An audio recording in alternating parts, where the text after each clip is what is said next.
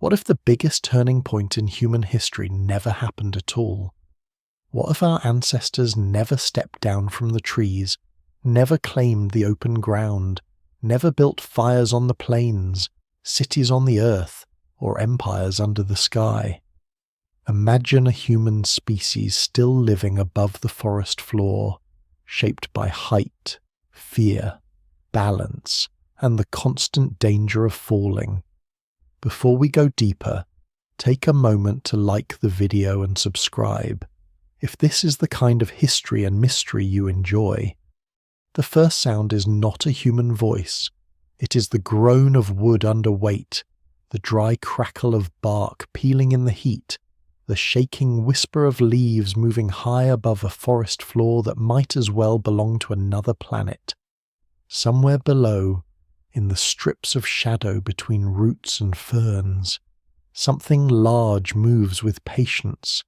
It does not need to hurry. It only needs to wait for a mistake. Far above it, where the branches knot together like a second earth, a small band of humans clings to the upper world with the tense, practiced ease of creatures who understand exactly how thin the line is between life and falling. Their hands are thick, their shoulders are heavy, their backs are compact with muscle. Their feet, unlike ours, still know how to hold. And as dawn reaches through the canopy in broken shafts of gold, they do what their ancestors have done for far longer than any city would ever stand. They wake not to fields, not to roads, not to campfires dying on open ground, but to height, to bark, to the nervous sway of branches, to a world that has never once invited them down. Everything that follows begins here, because the strangest thing about human history is how much depends on one decision that is not really a decision at all. At some point in our own deep past, certain ancestors spend more and more time on the ground. They adapt to open spaces. They rise into an upright gait that frees the hands and changes the pelvis and remakes the spine. Their descendants walk farther, carry more, hunt differently, build differently, imagine differently. That path produces us, but it is not hard to see how fragile that path is. Evolution does not plan ahead. It does not know where a choice of habitat will lead 10,000 or 1,000,000 years later. It only favours what works well enough now. And if the forests remain rich enough, if predators make the ground costly, if food stays abundant above, if selection keeps rewarding those who can grip, climb, leap, and sleep beyond the reach of teeth, then the story bends somewhere else. Not into extinction, not into stagnation, into another kind of humanity. In that version of the world, early hominins do not become confident walkers of open country. They remain tied to woodland and dense edge habitats, then increasingly to mature forest itself. They still change. They still become human in ways that matter. Their brains continue to grow, because forest life is not simple. It is crowded with memory problems, social problems, route-finding problems, balance problems, danger problems. Food is seasonal, patchy, hidden, contested. Infants must be protected in 3 dimensions, not 2. Every movement is an act of calculation, but the calculations are different. The hand remains not only a toolmaker's hand, but a suspensory hand, powerful and curved, adapted to force. The foot retains more grasping function. The leg never fully commits to the economy of a long-distance walking. The chest, shoulder, and forearm stay central to survival. This is not a failed human. It is a human shaped by another battlefield. Before we go deeper, take a moment to like the video and subscribe, if this is the kind of history and mystery you enjoy. The canopy world rewrites the oldest human dramas. On the ground, horizon becomes destiny. Distance matters. Movement across open land creates a relationship with space that favors pursuit, scouting, migration, and eventually conquest. In the trees, the horizon disappears. Vision is broken into layers of trunks, hanging vines, leaves lit on one side and black on the other. Space is intimate, cluttered, vertical. 100 meters can be a maze. A fall of 10 meters can end a bloodline. That changes emotion before it changes culture. Fear is sharper and closer. Confidence is local. Knowledge belongs to roots remembered branch by branch, to seasonal feeding paths, to sleeping places that are safe only until a storm tears them open or a rival group finds them. The world is not empty land waiting to be crossed. It is a woven structure waiting to fail. What survives in the record suggests that our own ancestors already carry part of this inheritance. Even living humans, stripped of the body plan of dedicated climbers, retain traces of an arboreal past in the flexibility of the shoulder, the dexterity of the hand, the strange instinctive unease at heights, and the way children climb with startling intensity when given the chance. The apes still around us offer a reminder of how rich tree life can be. Chimpanzees nest in branches.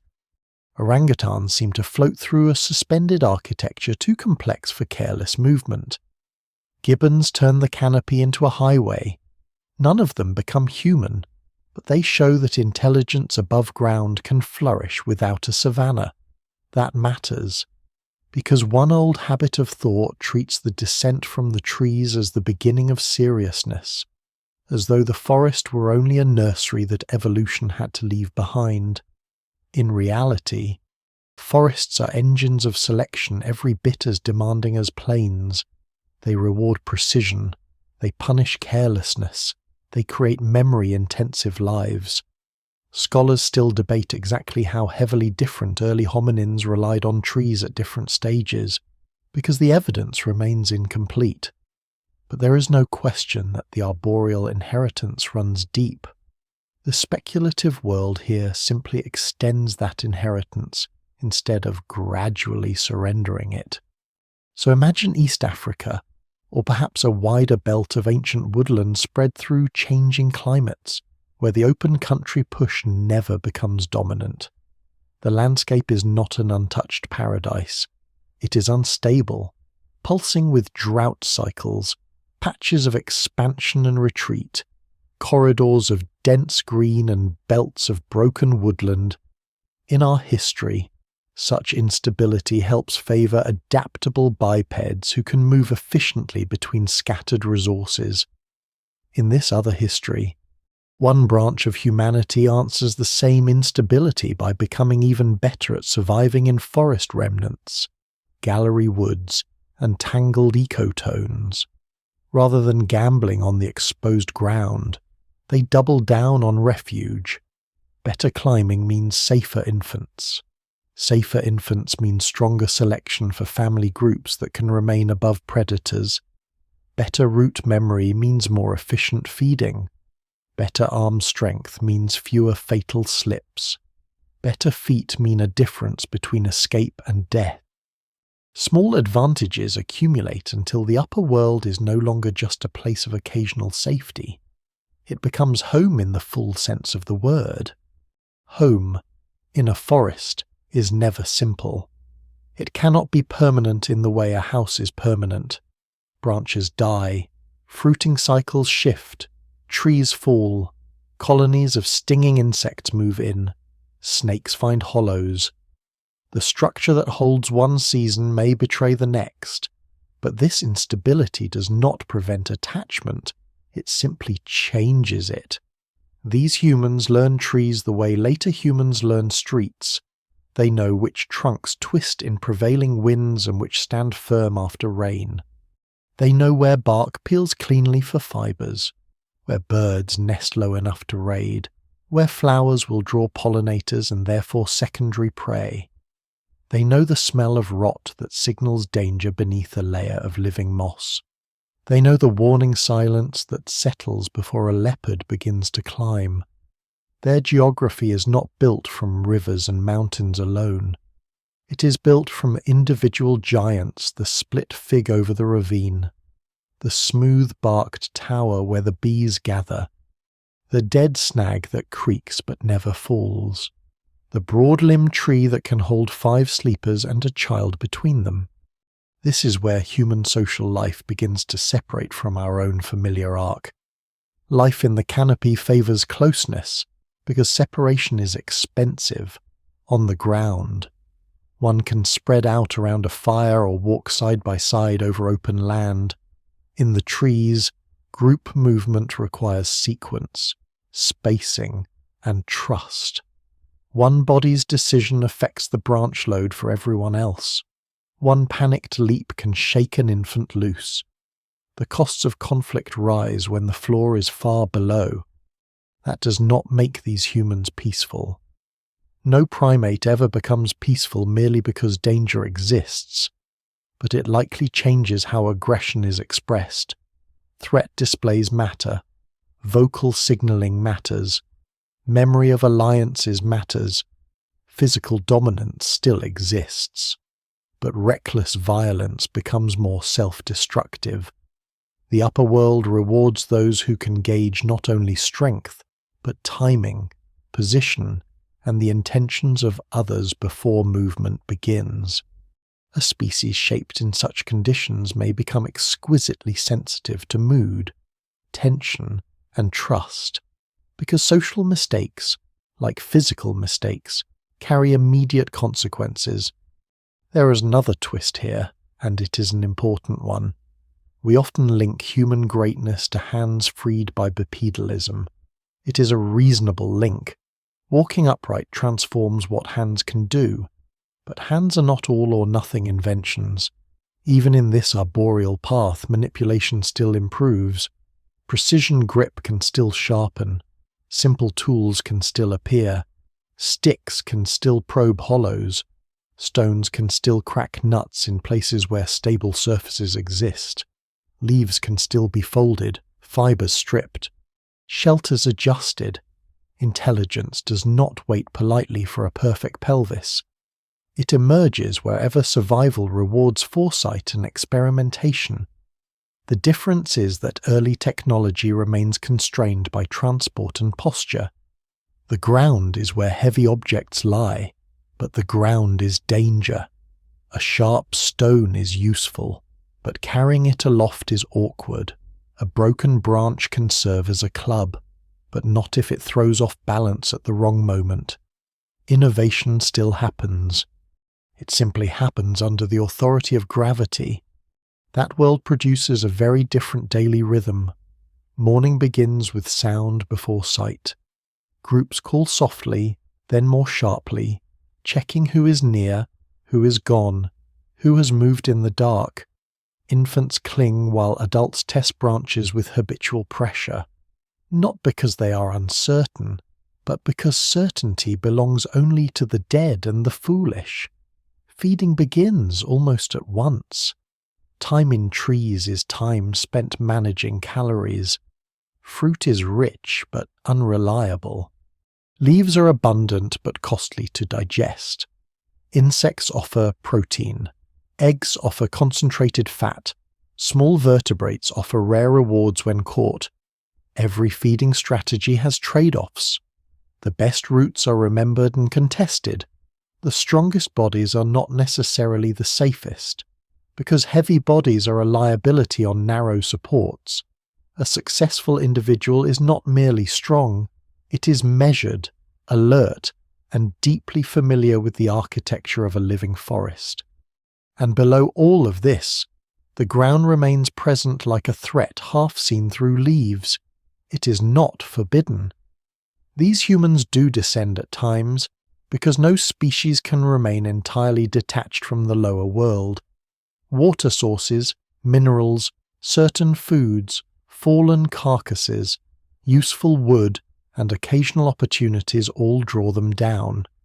But descent is a raid, not a condition.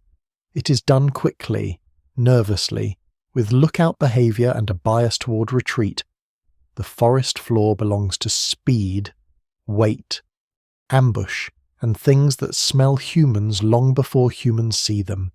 Big cats hunt there, hyenas patrol there, venom waits there in grass and rot, parasites breed there in density.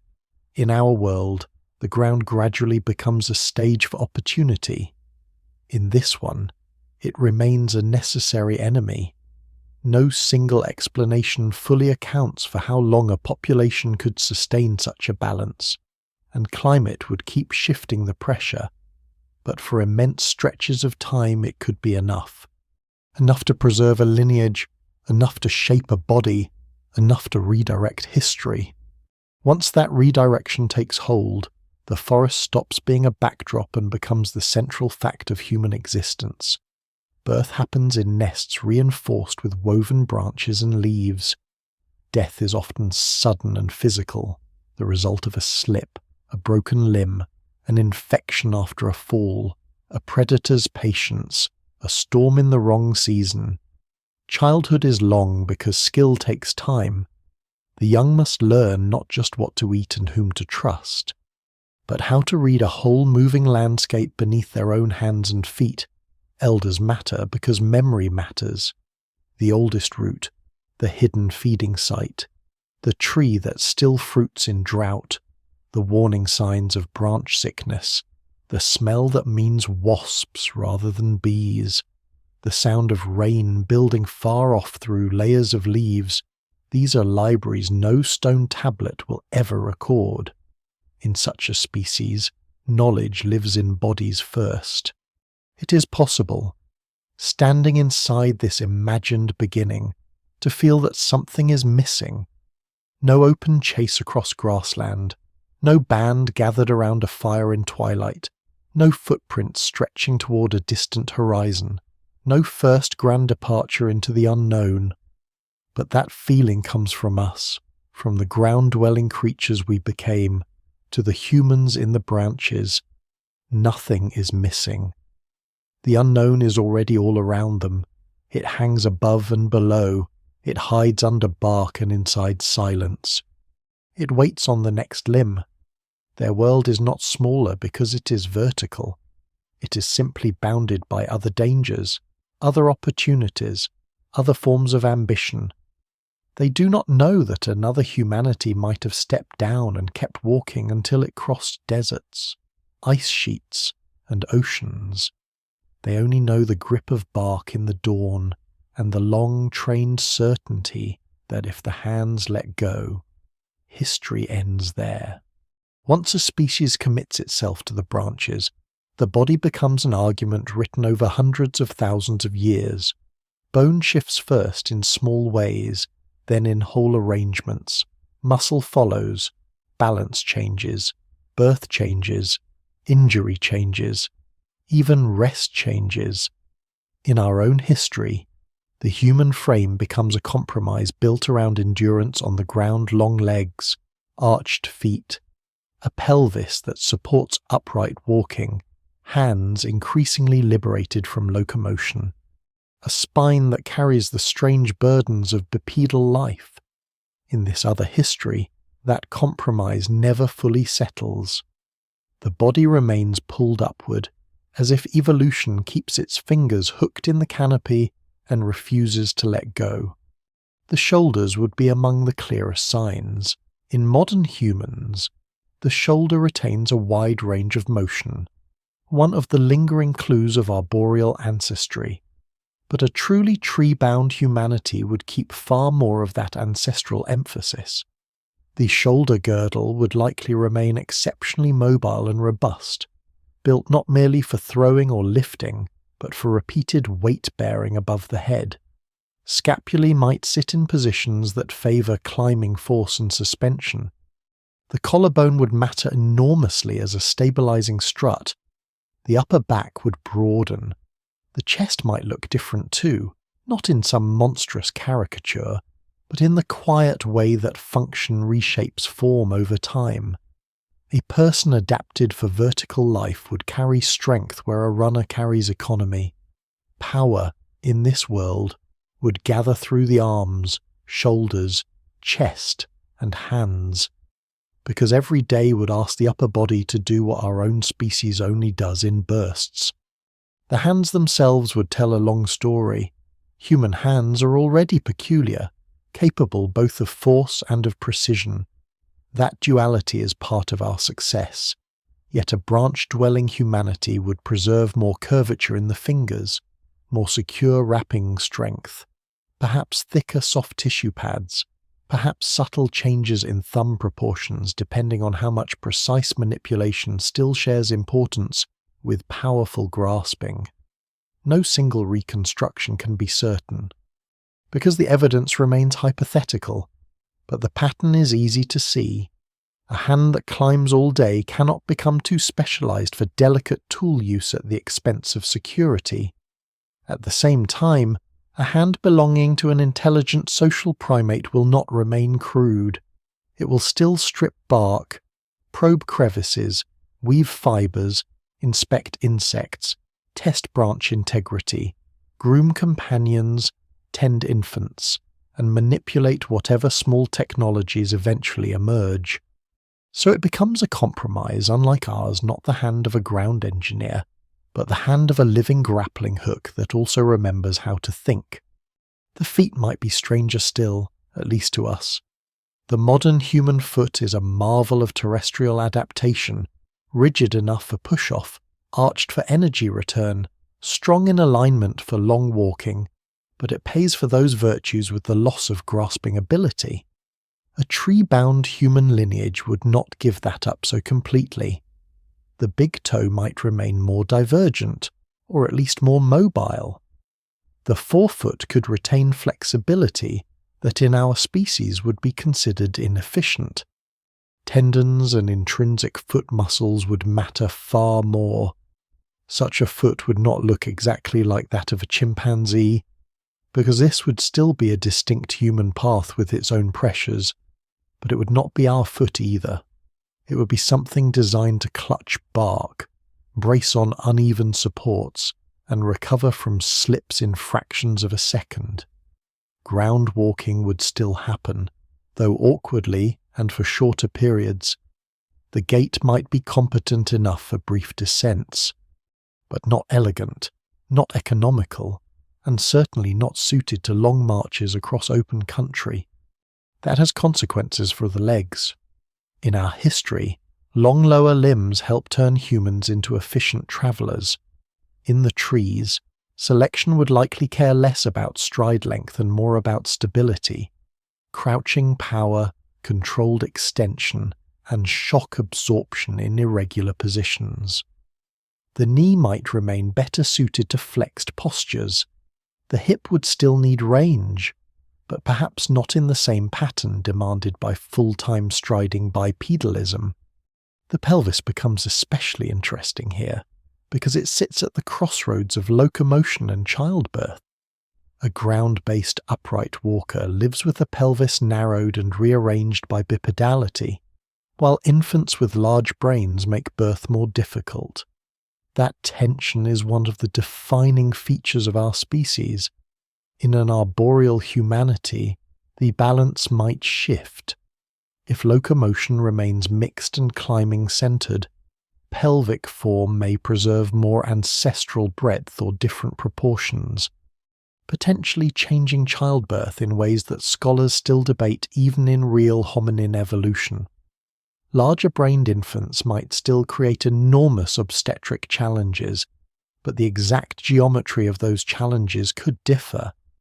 Even here, the body refuses simple trade-offs.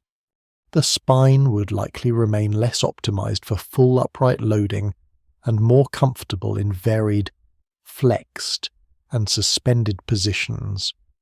Modern humans suffer from their spines in uniquely human ways, in part because our structure carries the legacy of older bodies repurposed for standing all day. A canopy humanity might escape some of those exact problems, only to inherit others. Compression injuries from falls, chronic strains from hanging loads, rib and shoulder damage, dislocations. fractures of wrists and ankles, and tearing injuries to hands and elbows would be far more common. The upper world is unforgiving. It does not merely demand strength, it extracts payment for every misjudgment. A body shaped for branches would be resilient in certain ways we're not. But it would not be safe. It would simply be adapted to survive an environment that remains intrinsically hostile. There is a temptation to imagine this evolutionary route producing creatures of almost acrobatic grace, as though all difficulty would vanish under selection. But real evolution rarely creates perfection. It creates workable compromises under specific pressures. That means these humans would almost certainly remain vulnerable to their own success. A stronger upper body increases climbing capacity, yet greater body mass also raises the cost of falls and the danger of branch failure.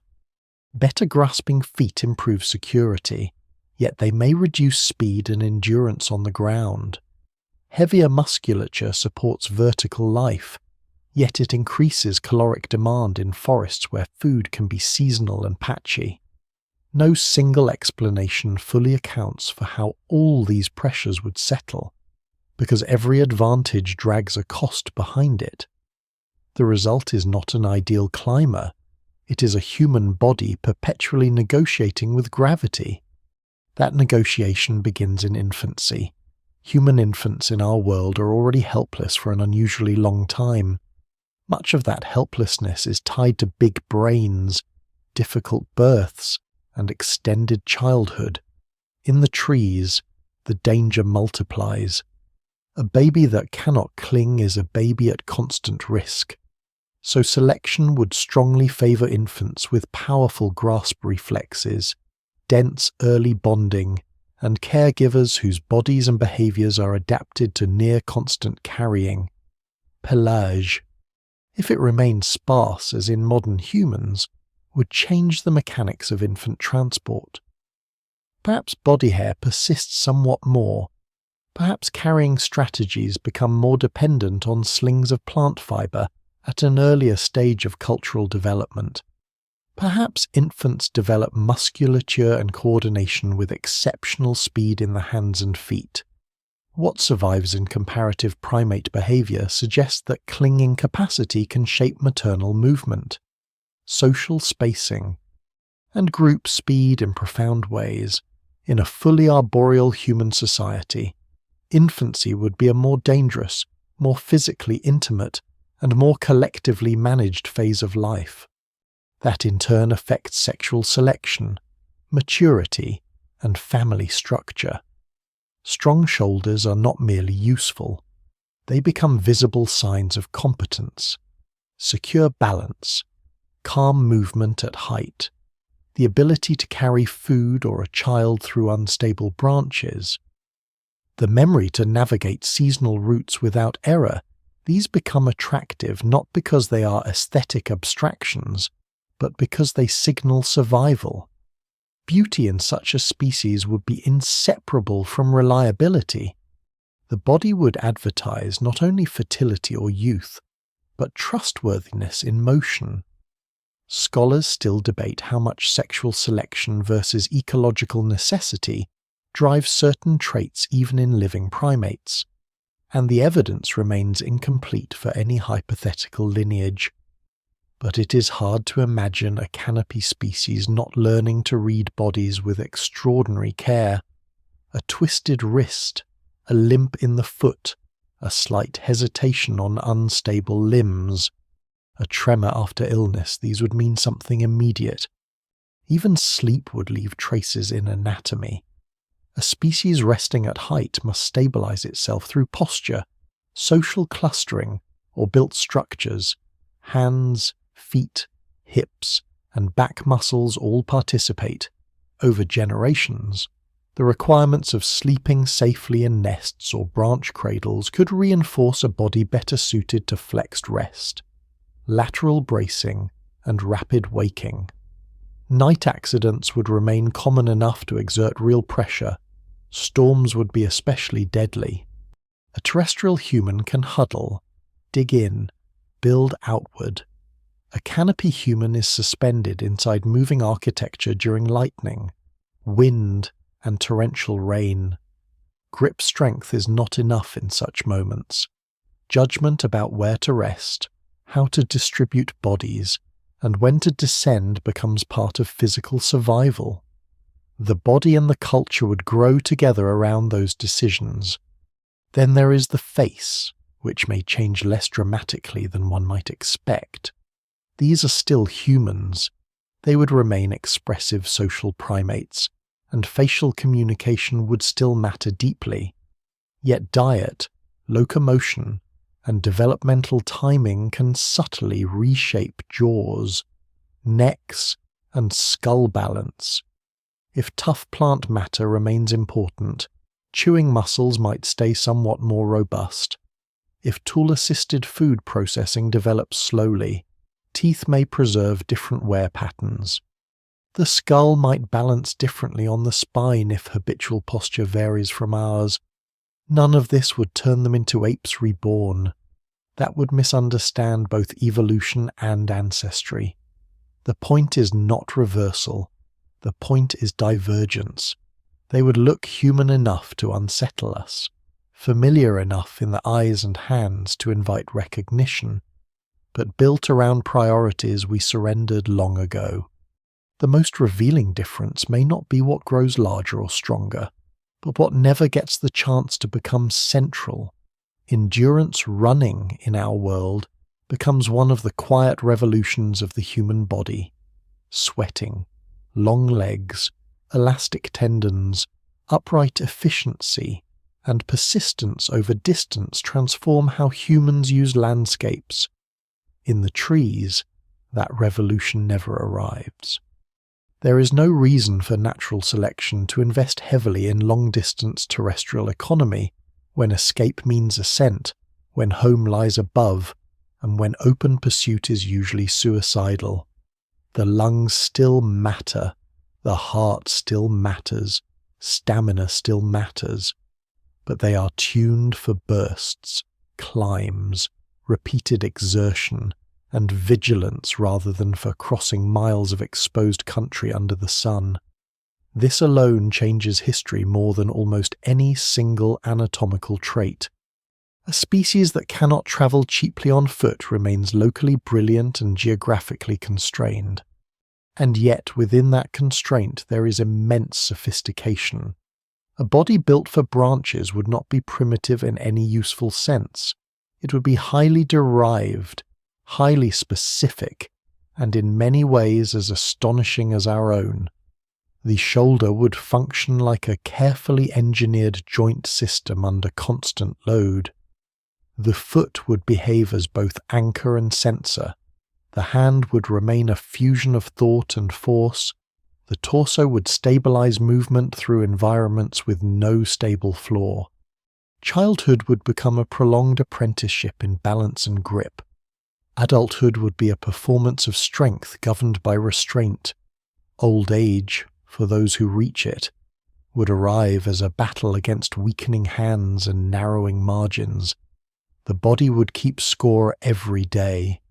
Seen this way, anatomy becomes destiny without ever becoming certainty. These humans choose nothing in the conscious sense. No ancestor gathers the group and decides that bark is better than grassland. But line by line, tendon by tendon, joint by joint, a choice is made all the same. When conditions favour those who hold fast rather than those who roam, the species leans upward. Once it has leaned far enough, every later generation inherits not just a habitat, but a design philosophy. Be compact, be strong, be careful, trust the branch, but never completely. Know where your weight is, know where the infant is, know what the wood is doing beneath your feet. It is a body plan written not for wandering into the horizon, but for surviving in a world that bends under you and can kill you without ever seeming to move. A different body does not produce a lesser mind, it produces a mind haunted by different problems. In the popular imagination, intelligence often arrives carrying a spear, a torch, or a polished stone blade.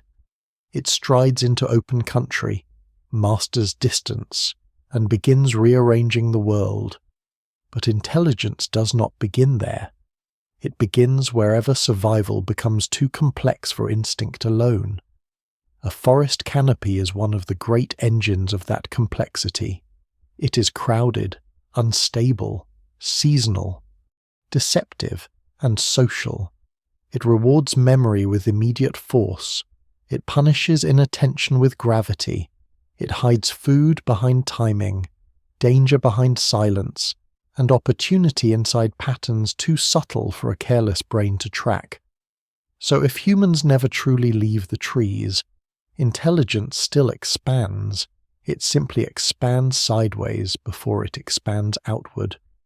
The first great skill of such a species would be spatial memory, but not the abstract map-like memory of open country travel. This would be an intimate memory of layered routes, branch quality, feeding sites, nesting places, and shifting three-dimensional pathways that have no equivalent in a world of roads and horizons. One must remember not only where something is, but how to approach it from above, from which side a trunk can be trusted after rain, which branches sag under fresh fruit, which routes remain safe when carrying an infant, and which crossing can be used only in the dry season. In our world, humans build external maps because we inhabit large terrestrial spaces. In that world, the map remains inside the body for much longer. Knees remember slope, hands remember bark texture, eyes learn to read depth through leaves with astonishing speed.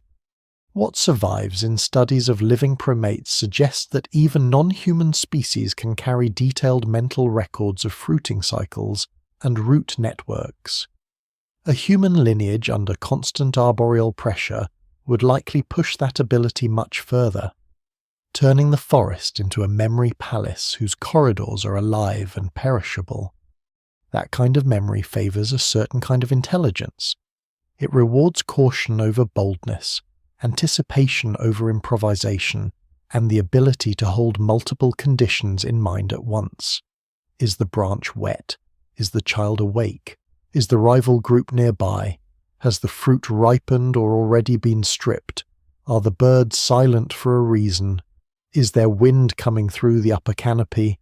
A ground predator can be escaped in a burst. A hidden weakness in structure cannot. So the mind becomes good at reading systems before acting. That might make these humans seem, from our perspective, slower to gamble and less drawn to reckless experimentation. Yet that would be misleading. They would still innovate, but their innovation would likely be incremental, embodied, and tested through repeated observation rather than dramatic leaps. In a world where one bad idea can kill not only its inventor, but the infant clinging to them, conservatism is not stupidity. It is a form of intelligence tuned to immediate consequence. Social reading would deepen for the same reason. In open space, one can sometimes afford misunderstanding. In trees, misunderstanding spreads through bodies. If a frightened adult moves too soon, the branch shifts for everyone. If a dominant individual blocks the wrong path, a weaker one may fall. If mating tensions, jealousy, or food conflict erupt at height, the cost rises sharply. So minds shaped in this environment would become exceptionally sensitive to microsignals' posture changes. Grip tension, breathing rhythm, vocal tone, eye direction. The difference between a warning call and a panic call. Humans are already masters of social inference, perhaps too much so, forever imagining motives behind glances and pauses. A canopy humanity would likely intensify that tendency. Their lives would depend not merely on knowing who is allied with whom, but on feeling the emotional weather of the group before the branches begin to sway. Language, or something moving powerfully in its direction, could still arise under these pressures. In fact, one can argue that dense forest life might encourage certain aspects of communication very early. Visibility is often blocked. Individuals disappear behind leaves and trunks. Contact must be maintained through sound. Warnings must be differentiated. Calls must travel through clutter. Infants must be soothed without always being visible. Group movement requires coordination at a distance of hearing but not sight. All of this favours increasingly flexible vocal systems, perhaps supported by gesture when close, and by touch when clustered at rest.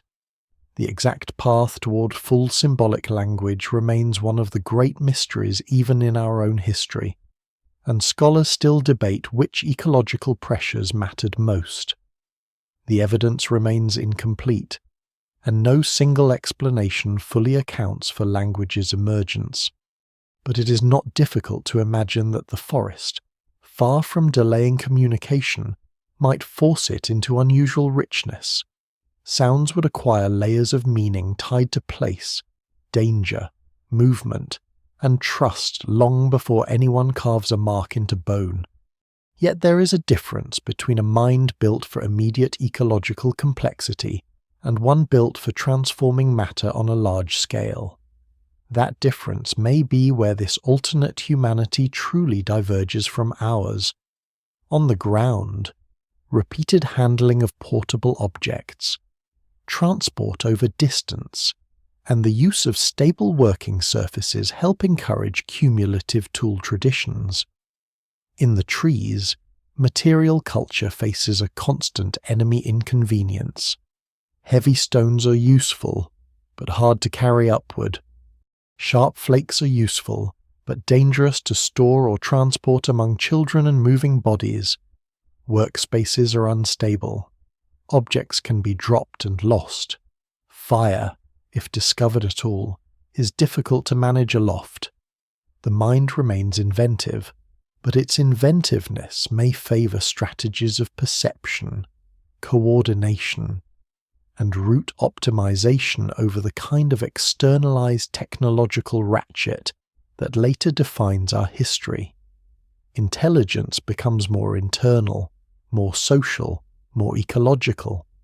It is no less real for that. It is simply invested elsewhere. This would also shape childhood in profound ways. Human childhood is already unusually long, giving the brain time to absorb vast amounts of information. In the canopy, that childhood would become a prolonged education in danger calibration. Youngsters would not simply play. They would rehearse adulthood through controlled risk. They would learn which branches can be bounced on and which must be approached low and close. They would learn the seasonal logic of the forest before they can fully articulate it. They would learn who in the group can be trusted to follow and who must be avoided when tempers rise. They would learn where to place their attention while moving never only ahead, never only down, but always across multiple levels at once. This is a demanding curriculum. It would likely produce minds that mature slowly but deeply, with strong procedural memory and an extraordinary tolerance for complexity in the immediate environment. A surprising consequence may be a different relationship to abstraction. We often assume abstraction grows naturally from intelligence itself, but it may depend heavily on the practical forms intelligence takes. A society tied to ground tools, stored goods, planned hunts, and eventually agriculture develops reasons to count, measure, schedule, and symbolize beyond the present moment. A tree-bound society would still need memory of seasons, kinship, and territory, but perhaps less need for heavy external accounting early on. That could delay certain abstract systems while encouraging others. Classification of sounds, odors, tree species, fruiting sequences, weather patterns, and social obligations might become extraordinarily refined. Myth, if it emerges in complex verbal form, may be less about monuments and more about routes, heights, storms, and the moral geography of the canopy, intelligence would remain symbolic. But its symbols might cling closer to lived ecology for much longer. There is also the question of self-awareness, and here the trees may do something subtle. A creature constantly balancing above danger becomes acutely aware of its own body in space. Proprioception, the sense of where the limbs are and how the body is oriented, would be central not only to movement but to thought. These humans might experience the self less as a detached planner and more as a precise instrument of position, tension, and timing. Even fear would be cognitively rich. Fear in open country often scans outward. Fear in the canopy scans inward and outward together. Is the threat near? Is my grip secure? Is the branch alive or rotten? Can the child hold for 3 breaths more? The mind becomes an ongoing conversation between perception and posture. That may sound narrow, but in practice it could create very sophisticated awareness, because every external judgment is braided to an internal one. Such a mind would also remember loss differently. In our own species, death can be hidden, ritualized, delayed by walls and firelight and distance. In the branches, death stays close and physical. A fall is seen, heard, felt through the branch network. A predator's climb creates panic that spreads through the group in seconds. Storm damage destroys familiar sleeping sites overnight. The forest teaches fragility continuously. That does not make these humans philosophical in the literary sense, but it may deepen their caution, empathy, and memory of absence. One imagines a species very aware of where others used to be, the branch where a mother once rested, the crossing where an elder slipped, the hollow tree where infants were kept through one terrible season. Grief would be geographic. It would cling to roots. At the same time, scholars would probably warn us not to romanticize this alternate cognition. Intelligence under harsh ecological pressure is not gentle. It can produce suspicion as easily as wisdom. A species forced to track food scarcity, branch safety, rival groups, hidden predators, and infant risk may become intensely anxious, slow to trust outsiders, and prone to conservative social rules. Innovation that threatens stability might be punished. Difference might be treated as danger. High social awareness can create care, but it can also create pressure and surveillance. The evidence from living primates, including ourselves, suggests that intelligence and stress are old companions. A life rich in memory and social nuance is often a life vulnerable to fear. No single explanation fully accounts for how an arboreal human culture would balance cooperation and tension, but there is little reason to assume the canopy would make saints. It would make specialists in surviving one another at close range. Still, what it would not make is empty-mindedness. That matters, because many imagined alternate human histories quietly smuggle in the assumption that if our exact route to civilization disappears, intelligence somehow stalls. But the branches offer too much resistance for that. They would sharpen perception, they would reward planning, they would intensify the reading of intentions, they would encourage vocal complexity, root memory, and procedural knowledge of stunning detail. They might slow certain forms of technology, yes. They might reduce the pressure for large-scale abstraction, yes. But they would cultivate another kind of brilliance, a practical, social, embodied intelligence that lives in motion and memory, rather than in permanent structures. If we could meet such humans, perhaps high in a surviving forest that history somehow spared, what would strike us first would not be their lack, it would be their concentration, the way their eyes move before their bodies do, the way they pause not from uncertainty but from calculation, the way a child seems to know the spring and give of a branch before speaking in full sentences, the way adults read one another through half-heard sounds and tiny shifts in posture, we might call them cautious, but only because we are used to a species that won its future by stepping into exposure. They would see us differently. To them, the ground dweller would seem extravagant, noisy, careless with distance, almost absurdly confident in flat surfaces that do not move. And somewhere between those judgments lies the larger truth.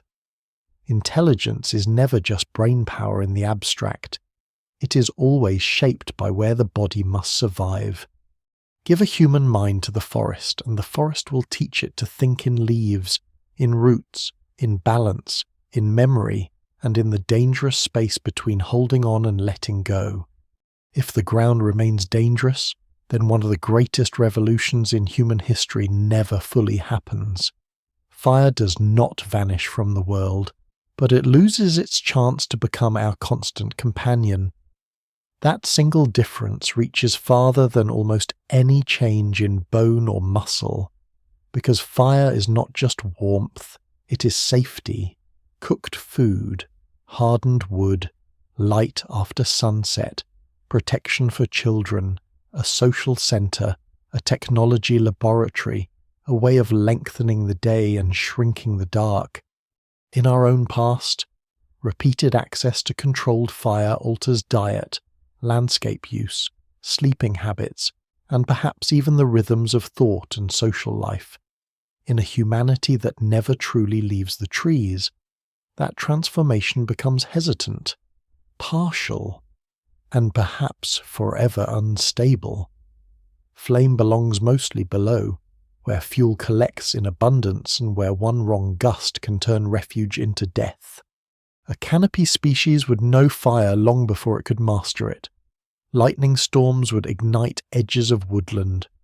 Dry seasons would bring the smell of smoke through the leaves long before the flames themselves were visible. Whole corridors of habitat would vanish in a single terrible afternoon, leaving black trunks, fleeing animals, and bands of desperate survivors pressed toward wetter refuges. Fire would first appear not as a tool but as a seasonal catastrophe, one more reminder that the forest, for all its shelter, is never secure. Children would learn the scent of it early. Adults would read changes in bird flight, insect silence, and distant glow through the canopy. Oral memory, long before formal myth, would collect around burned places. Certain trees would be remembered as those that survived the last great blaze. Certain routes would remain marked by charcoal and absence for years afterward. That early relationship matters, because a species learns technology first as experience before it learns it as control. These humans would watch fire transform matter.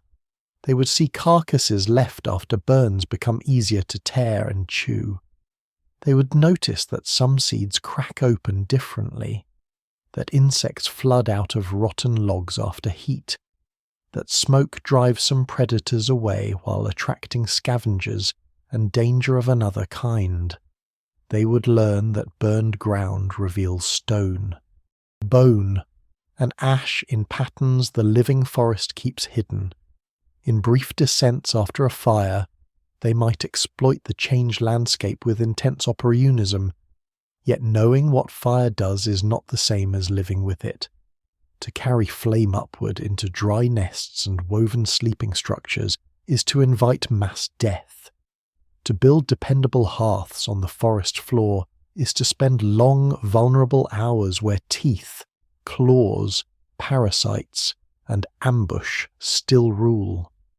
So the discovery of fire, even if it comes, never easily settles into daily routine.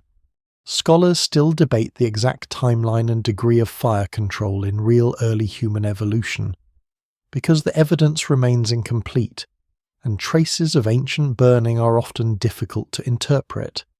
Natural fires, opportunistic use, and true habitual control do not leave equally clear signals. In this alternate path, that ambiguity would become even greater.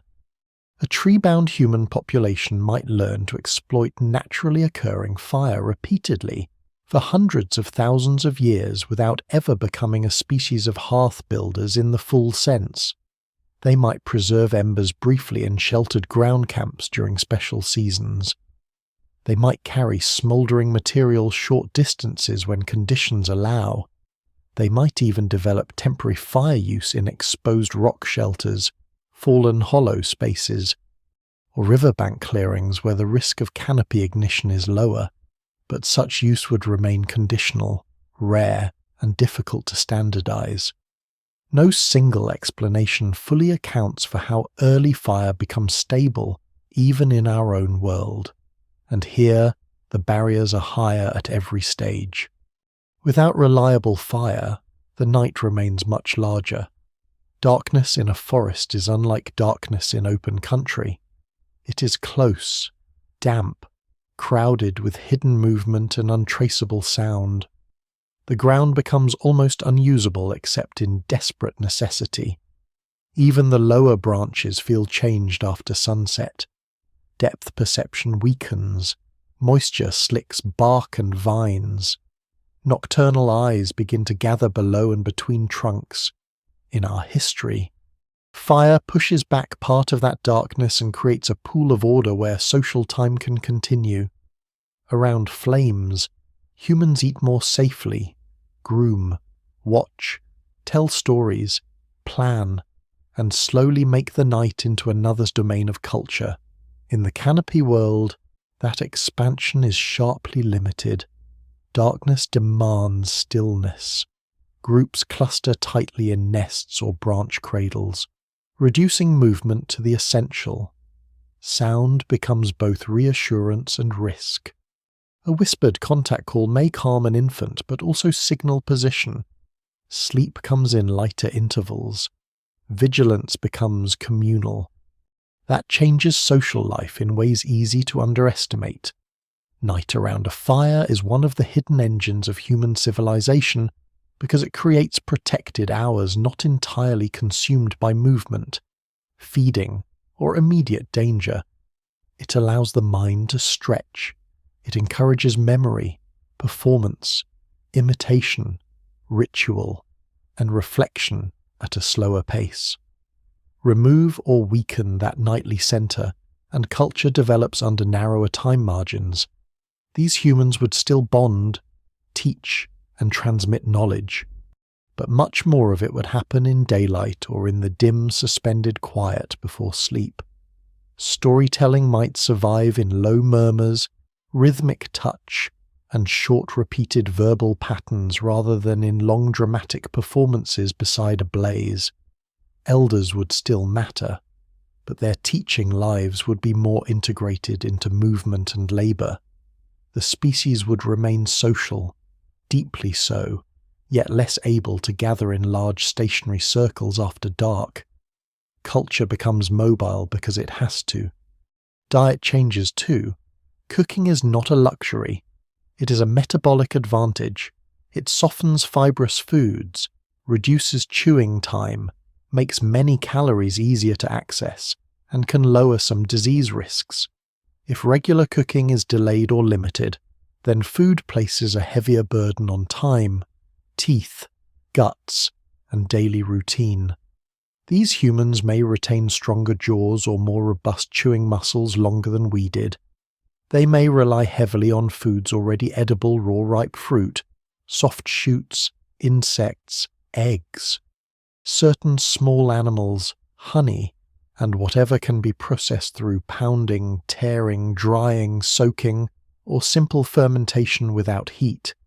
They would still exploit meat when possible, especially after storms, predator kills, or burned landscapes.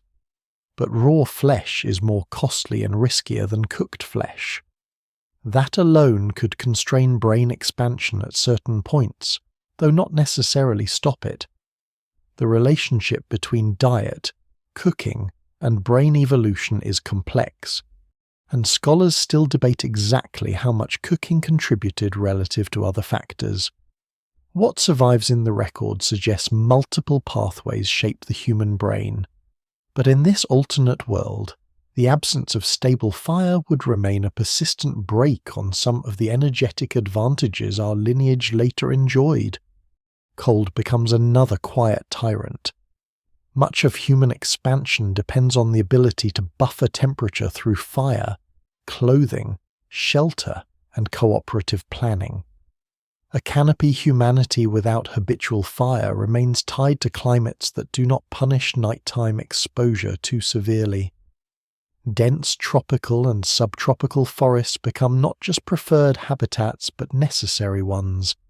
High elevations, dry seasonal woodlands, and temperate zones become difficult frontiers, even in relatively warm regions.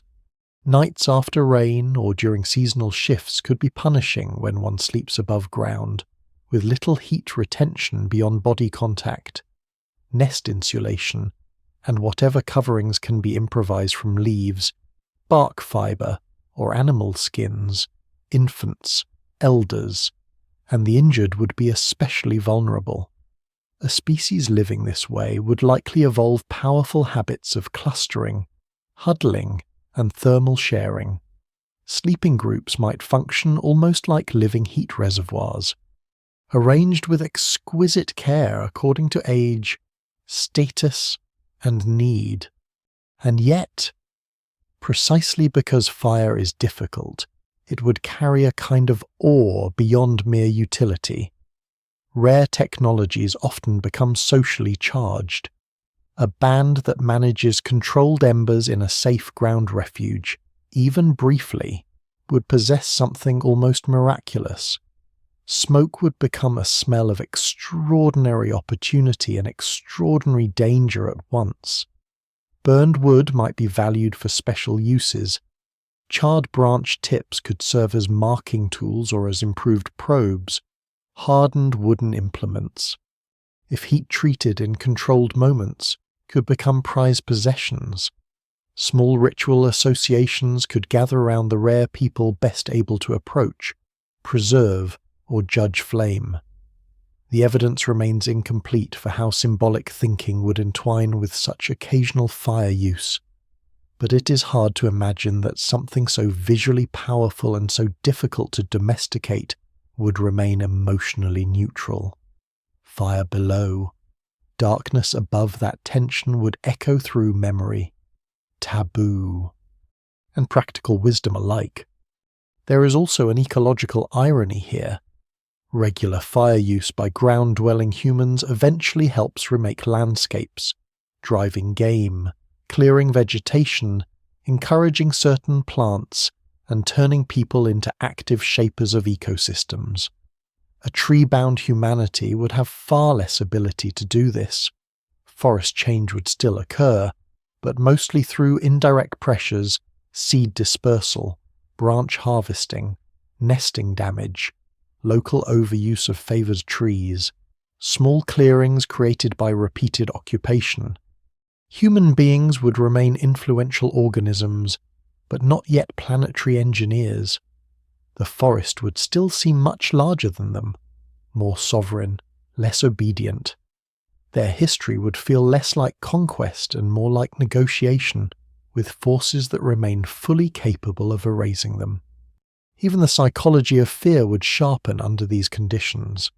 In our own species, fire becomes one of the first great rebuttals to the night. It gives confidence. It teaches that the environment can be pushed back, transformed, fenced by light. Without it, darkness retains its authority. Predators remain more mythical because they remain less visible. Children grow under a regime in which night sounds are not background but active information. Wind means one thing in the upper leaves, another lower down. A sudden silence means something else entirely. Fear becomes educated rather than erased. These humans would not necessarily be more cowardly. They might in some situations be braver than us, because they live with risk constantly. But their bravery would not be founded on mastery over the environment. It would be founded on respect for limits.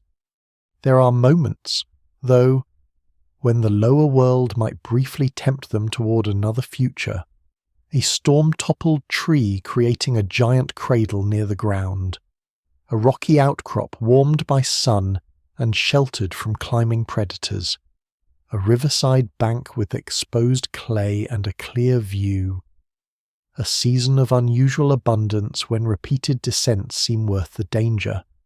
In such places, fire could almost become habitual.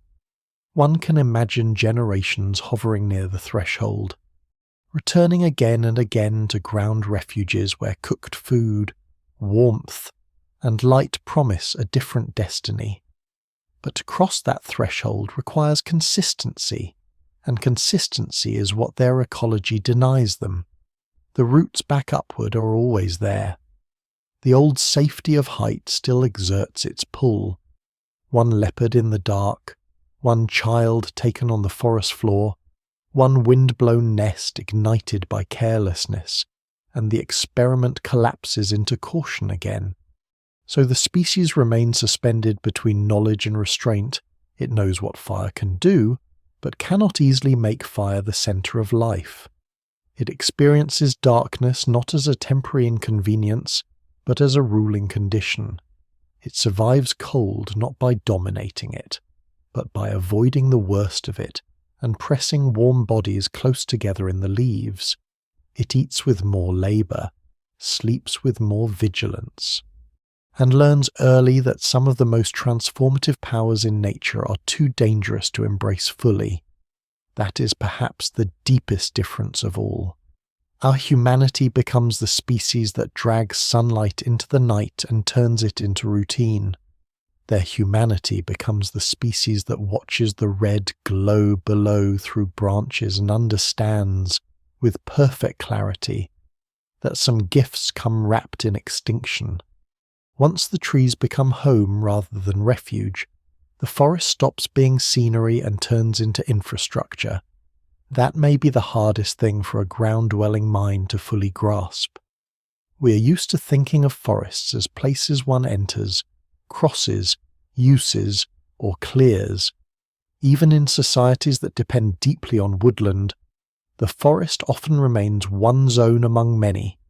For these humans, it becomes the primary stage on which almost everything meaningful happens. Movement, courtship, feeding, conflict, teaching, memory, territory, danger, and belonging all unfold inside a suspended architecture of trunks, forks, vines, and crowns. The canopy is not a roof over life, it is life, with the ground below reduced to a risky underlayer, necessary at times but never central. A civilization of height does not yet mean cities in the branches or some fantasy of woven palaces. It means something subtler and in many ways more impressive, an entire way of being organized by vertical space. To such a people, a mature forest is not a random collection of trees, it is a network with roots, bottlenecks, resting zones, contested feeding clusters, nursery areas, lookout points, storm shelters, and dead spaces that no careful group enters without cause. Certain species of tree would be prized for branch structure. Some would be favoured because they fruit in hungry months. Others would be known as risky despite their size. Perhaps because their wood rots from the inside or their bark becomes dangerously slick in rain. The forest would be read not only by species and season, but by architecture. Where two great crowns overlap, movement is easy and the group can spread. Where an old gap has opened and new growth is thin, crossing becomes noisy, slow, and exposed. Where vines bridge one corridor to another, a route exists. Where a towering emergent tree gives a wide view over the canopy, intelligence gathers there first, perhaps in the form of sentinels, perhaps in the form of elders pausing to judge weather and rivals alike. This turns geography into a living thing. On the ground, routes can be remembered as lines. In the forest, They are sequences of decisions. Step onto the leaning limb, shift weight left, cross behind the hollow, avoid the fungus patch, descend 2 levels to reach the fruiting tree, return by the higher route if carrying a child. What survives in the logic of a living primate movement suggests that habitual pathways can become astonishingly consistent even without roads in any human sense. A tree-bound humanity would deepen that consistency into culture. Youngsters would inherit named crossings, remembered accidents, and preferred sequences of movement attached to families and seasons. Territory would not be marked by walls, it would be marked by familiarity. Outsiders can enter, of course, but they would move differently. They would hesitate where locals do not, choose branches in the wrong order, miss the safer route in heavy rain. Fail to notice the hidden feeding cluster beyond a curtain of leaves. In such a world, knowledge itself becomes boundary. This boundary would not always be peaceful. Forests may seem lush from a distance, yet abundance is uneven and often seasonal. Fruit ripens, vanishes, returns elsewhere. Nesting sites deteriorate. Storm damage reshapes access overnight. Rival groups can be tolerated at the edges in good times and become mortal threats in lean times. Because the canopy constrains movement, conflict would likely cluster around key structures rather than spread across open fronts. A contested feeding stand, an important crossing, a set of giant trees safe for nursery use, or a dry season refuge near dependable water could matter far more than broad stretches of less useful woodland. That gives the forest its own political map, not a map of kingdoms, but a map of tension. Certain high roots would carry old memories of ambush. Certain valleys below would be associated with desperate descents when upper paths failed. Certain crowns would be avoided for generations because a rival group once held them in a season of scarcity. The evidence remains incomplete because no archaeology could fully capture such a fluid territorial life. Yet what survives in the record of primates and foraging peoples alike suggests that landscapes can carry social meanings far beyond what a bare map ever shows. Nursery spaces would become especially important.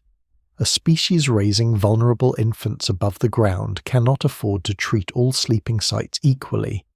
Some parts of the forest would be prized not for food alone but for safety, predictability, and branch architecture suited to collective rest.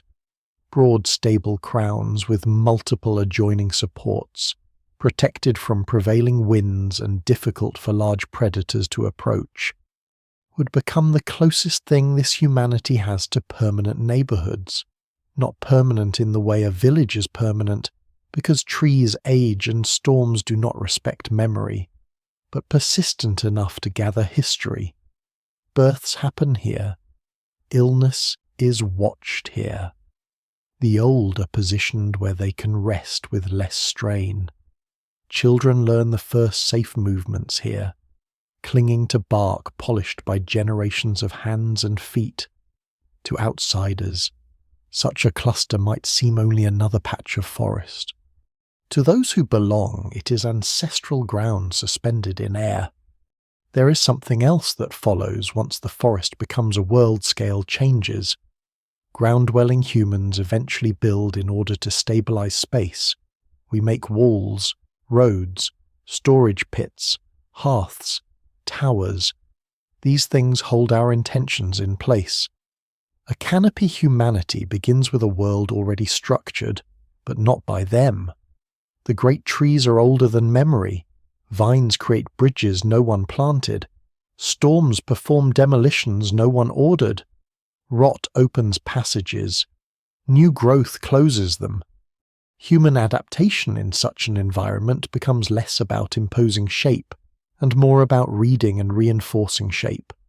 Small modifications would still occur. Branches may be lashed or bent. Nesting platforms may be strengthened with woven material. Access routes may be improved with repeated trimming or careful placement of supports, yet the dominant impression remains one of collaboration with living architecture rather than mastery over inert material. These humans do not build their world from nothing. They inherit it already standing and spend their lives negotiating terms with it. That negotiation would shape ideas of ownership and belonging. A ground-based settlement can exclude by controlling entrances and stored goods. A forest society excludes through knowledge, numbers, and position. To belong to a place is to know how it behaves in rain, in drought, in fruiting season, in storm season, at dawn, at dusk, when birds fall silent, when insects rise, when bark loosens after heat. Such belonging is difficult to steal quickly. It is learned over years, which means elders become not merely respected but territorially indispensable. An old individual may no longer move with the speed of youth, but may know the hidden high route that remains safe after a landslip below, or the isolated fig that still fruits during a failed season, or the tree species whose branches hold under extra weight when wet. In a civilization of height, memory is a form of engineering. The oldest minds help keep the root system alive. One surprising consequence is that the forest acquires sacredness almost automatically, not because these humans are mystical in some abstract sense, but because dependence produces reverence.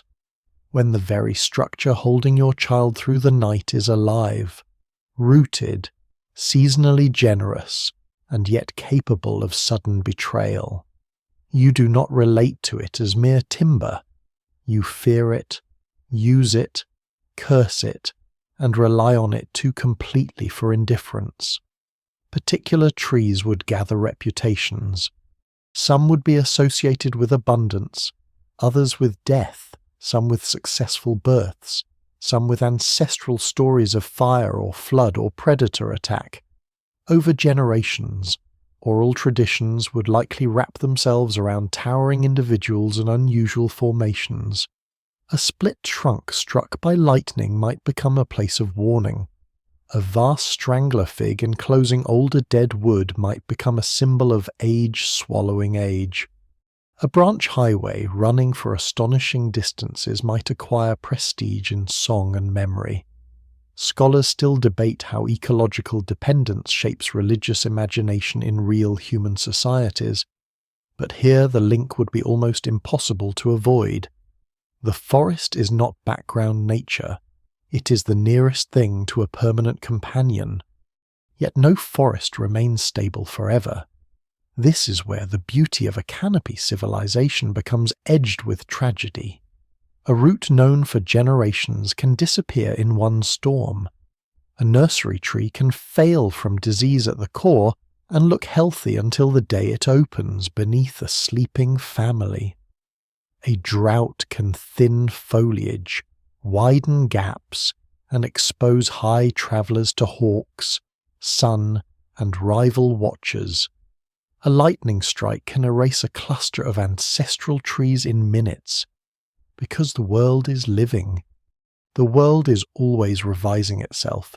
That means these humans would grow up with a very different sense of permanence from ours. Their history would be rich, but less tied to fixed construction and more tied to remembered succession. This was once the safe crossing. This was where the old crown stood. This route used to remain shaded. This gap did not exist when the grandparents were young. Their civilization would be cumulative, but not in stone. It would accumulate in names, habits, seasonal returns, and restored pathways rather than in monuments. The forest also creates its own classes of labour. Some individuals become especially skilled at route testing and scouting. Others excel at infant care in unstable sleeping sites. Others remember far seasonal circuits. Others know where insects gather in dead wood or how to strip fibres for lashings that hold under strain. A group that spends all its time moving through living architecture cannot divide work in the same way as plough farmers or city builders, but division still exists. Skill becomes specialized around mobility, safety, and resource timing. Prestige may attach not to those who hoard objects, because object storage remains difficult, but to those who preserve access and reduce risk. The best guide in storm season may matter more than the strongest male. The quietest infant handler may matter more than the boldest food thief. Civilization here is not absent, it is simply organized around different bottlenecks. And from high above, the ground takes on a strange new meaning. It is still dangerous, but it is also visible as a map of absence. Below lie trunks too far apart to cross, muddy channels, game trails, predator corridors, places where fallen fruit gathers and where death is always close. The upper world reads the lower world the way a sailor reads deep water from the deck. One does not belong there, but one must understand it. This dual awareness gives the canopy civilization an unusual perspective. They inhabit a world within a world, living in one layer while constantly monitoring another that remains vital and hostile at once. That constant watching may sharpen strategic thought, because danger below and opportunity below never disappear. The forest world is sufficient, but never self-contained. Seen from this angle, the phrase civilization of height begins to feel less fanciful and more exact. Civilization does not require masonry, writing, or empire at the start.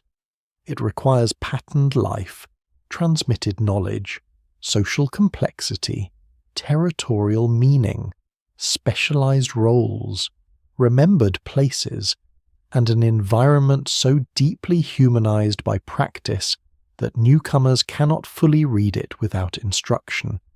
These humans would have all of that. Their roads would be branchways.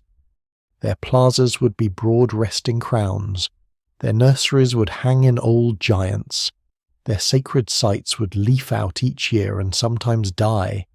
Their borders would shift not with treaties, but with fruit, drought, and conflict. Their architecture would be partly grown, partly borrowed, partly reinforced.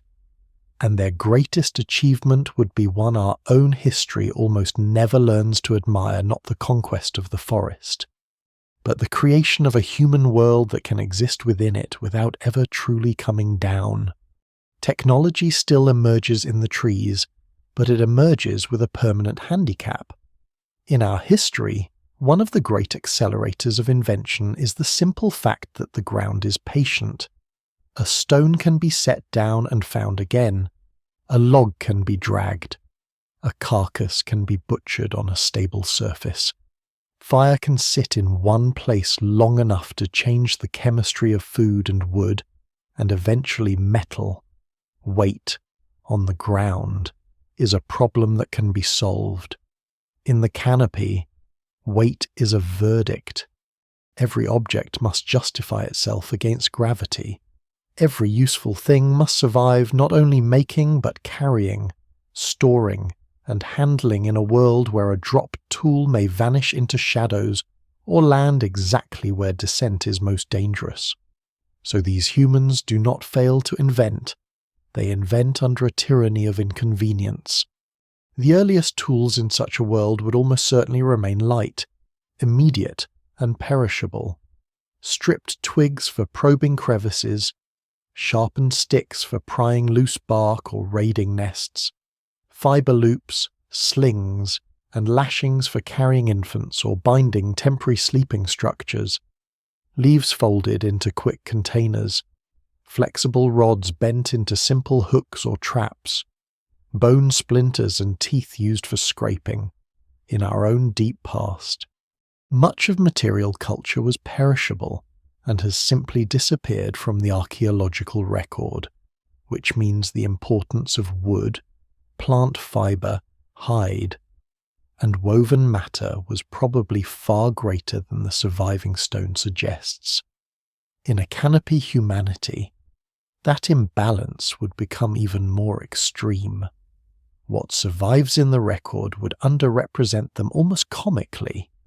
Future archaeologists, if any ever existed in such a world, might find scattered stone flakes and bones and completely miss the dense invisible culture that lived in cordage, bark strips, nest reinforcement, carrying systems, and tools too fragile to outlast a few rainy seasons. Stone would still matter, but awkwardly. A sharp edge is useful in any habitat. It opens fruit husks, slices fibers, cuts skin, exposes marrow, scrapes bark, shapes wood. The problem is not usefulness, it is logistics. Suitable stone lies mostly below, often in stream beds, exposed banks, or places where descent is already risky. Carrying it upward cost balance and energy. Keeping it safely among clustered sleepers and children is a constant hazard. Heavier tools, which on the ground allow cumulative work, become burdens aloft. So stone technology might remain simple, opportunistic, and localized. Individuals descend, acquire a few useful pieces, use them intensively for short periods, then lose or abandon them.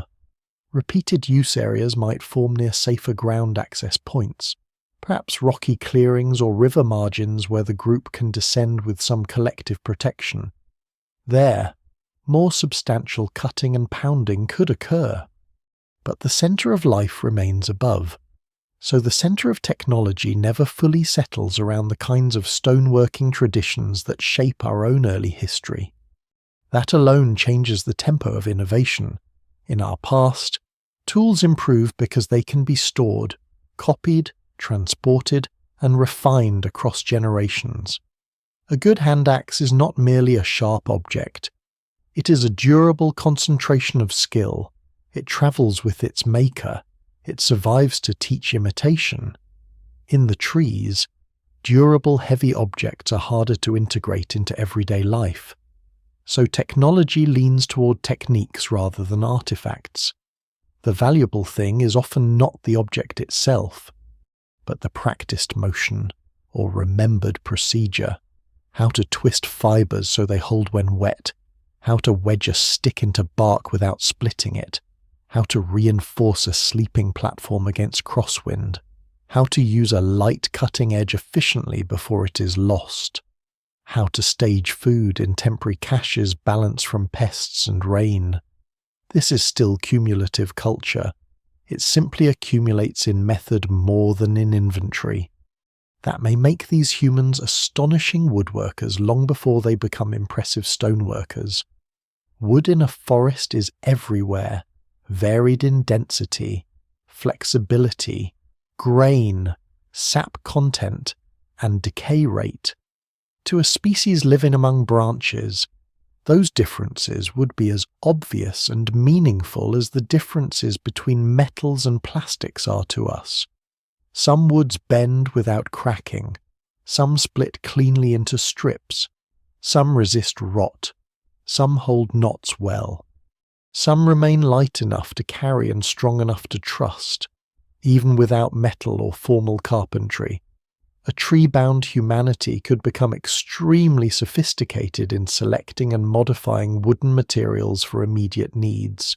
Hooks, braces, probes, carrying frames, infant supports, reinforcement pegs, and temporary ladders between levels could all emerge.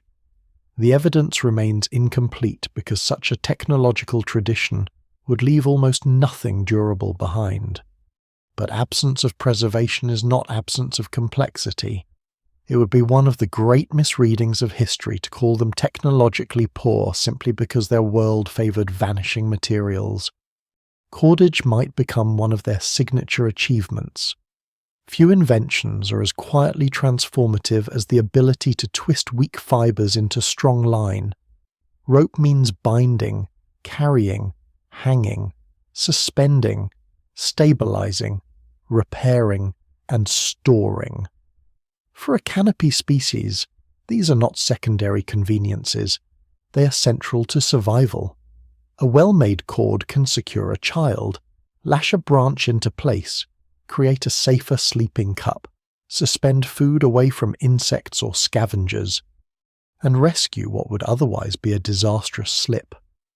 In our own archaeological record, the earliest direct evidence of cordage comes late relative to when the skill likely existed, because plant fibres decay so readily. In this alternate humanity, cordage could become as fundamental as cutting edges, perhaps even more so. One can imagine whole traditions of fibre selection in a bark from one tree for dry season line, vine strands from another for wet season lashings, leaf fibres braided flat for body supports, soft twisted materials for infant wraps. Skill in making line would carry prestige because so much else would depend on it. Containers present another challenge that reveals the canopy logic of technology. Ground-based humans quickly benefit from pots, baskets, pits, and later architecture that protects stored goods. In the trees, the storage problem is relentless. Anything edible attracts insects, rodents, birds, and rot. Anything loose can fall.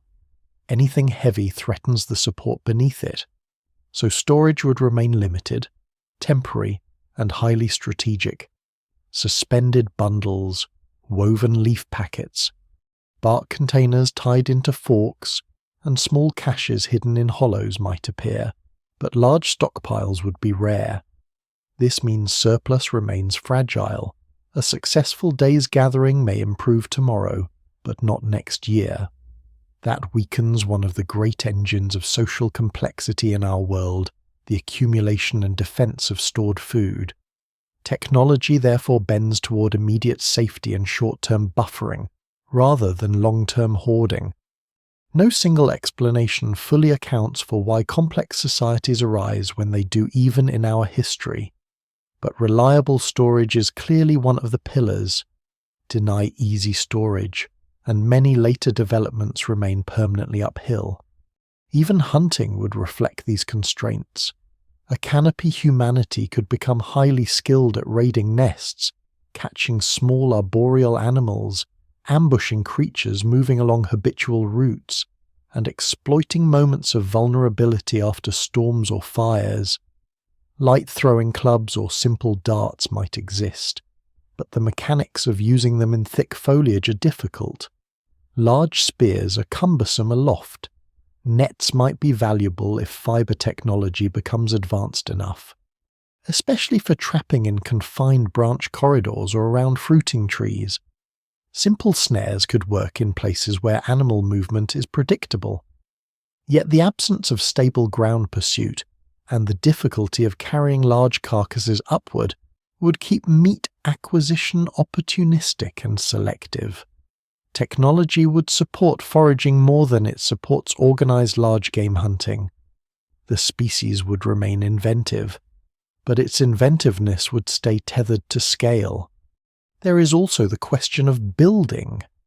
Every civilization eventually reveals what it most fears by what it builds against. Our own species builds against weather, theft, cold, distance, and time.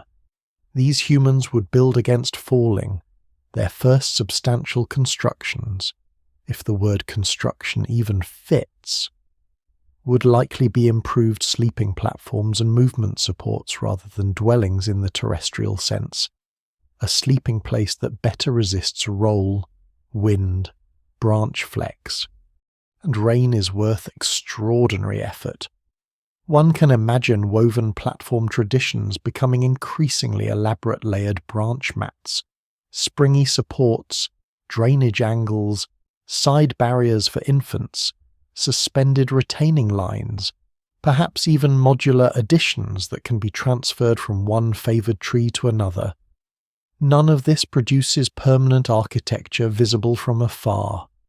Yet in practical terms it's a serious building tradition, one focused not on enclosure but on suspension and stability. This might eventually lead to semi-regular canopy way stations. In favoured parts of the forest where groups return repeatedly, small reinforcements could accumulate over seasons-trimmed access routes, strengthened branch junctions, old lashings replaced by new, recurring sleeping platforms rebuilt on ancestral patterns. To us they would still appear ephemeral. To the people using them, they might feel almost permanent. A crossing known to hold because generations have maintained it would become part of social memory. A nursery site with reinforced supports would become a prized inheritance. The forest would carry not just traces of occupation, but subtle engineering. Not enough to dominate the trees, but enough to collaborate with them more effectively than any ape ever could. And yet for all this ingenuity, there remains a ceiling. Some technologies need flatness, mass, and repeated access to concentrated resources. Ground-based fire opens the way to cooking, hardening, and eventually ceramics. Ceramics encourage storage. Storage encourages planning and settlement. Stable settlements encourage more intensive modification of surroundings. Heavy tools and repeated labour reshape wood, soil, and stone. From that braid come villages, fields, walls, furnaces, roads. A canopy humanity, by remaining above, breaks that braid at the start. It becomes technically sophisticated within its niche, but struggles to escape the niche because every breakthrough that might lead outward requires longer, riskier intimacy with the ground. Their world is full of clever solutions. Yet many of those solutions are designed to avoid exactly the conditions under which later technological revolutions are born. Scholars still debate in our own world whether intelligence naturally seeks ever greater external complexity, or whether complexity flourishes only where ecology permits it. This alternate humanity would argue for the second view. Give a smart species a difficult environment, and it will solve problems brilliantly, but mainly the problems the environment keeps presenting. Here the environment rewards lightness, portability, improvisation, and embodied knowledge. So that is where technology grows strongest. These humans might know 100 kinds of fibre joint, 20 ways to stabilize a sleeping platform, and subtle methods for preserving temporary embers in rare, safe refuges, while never developing pottery, masonry, or wheels, for the simple reason that none of those things fit daily life above the ground. Their genius would be undeniable, but hard for us to recognize, because we are trained to measure advancement by permanence and weight. If we could watch them at work, the scene might not look like invention in the heroic sense. No hammering in a forge, no broad workshop floor strewn with debris. Instead, there would be quiet hands moving quickly through familiar motions, bark stripped in clean ribbons, fibres rolled on the thigh and twisted into line, a green branch tested, rejected, then accepted at the third cut. A sleeping cradle reinforced before storm season with the same pattern used by elders long dead. A light blade passed from hand to hand, doing work out of all proportion to its size. A child learning to hang a food bundle so that rain sheds away and insects struggle to reach it. Technology here would be nearly invisible because it would be everywhere, woven into survival so completely that no one would think to separate it from ordinary life. And perhaps that is the most human thing about it. Even in a species that never comes down, invention remains what it has always been, a way of persuading a dangerous world to spare us a little longer. In a world of trunks and leaves, sound becomes more than expression, it becomes structure. Long before these humans build anything lasting out of stone or earth, they begin building invisible corridors out of voice, rhythm, warning, reassurance, and memory. The canopy does not allow easy sightlines. Individuals vanish behind foliage only a few body lengths away. Branches overlap, divide, and reconnect in ways that make direct visual tracking unreliable. An infant can be close and hidden. A rival can be nearby and unseen. A predator can move with shocking silence until the final moment. Under such conditions, a species that cannot communicate well does not remain a species for long. So the forest teaches humans to throw meaning through leaves. The result would likely be a vocal world of unusual richness. Not language in the modern literary sense at first. Not long speeches or formal grammar arriving all at once, but a dense system of signals with layers of emotional and practical precision. There would be contact calls for maintaining the shape of the group when visibility fails, softer and more frequent around infants, sharper when moving across unstable routes.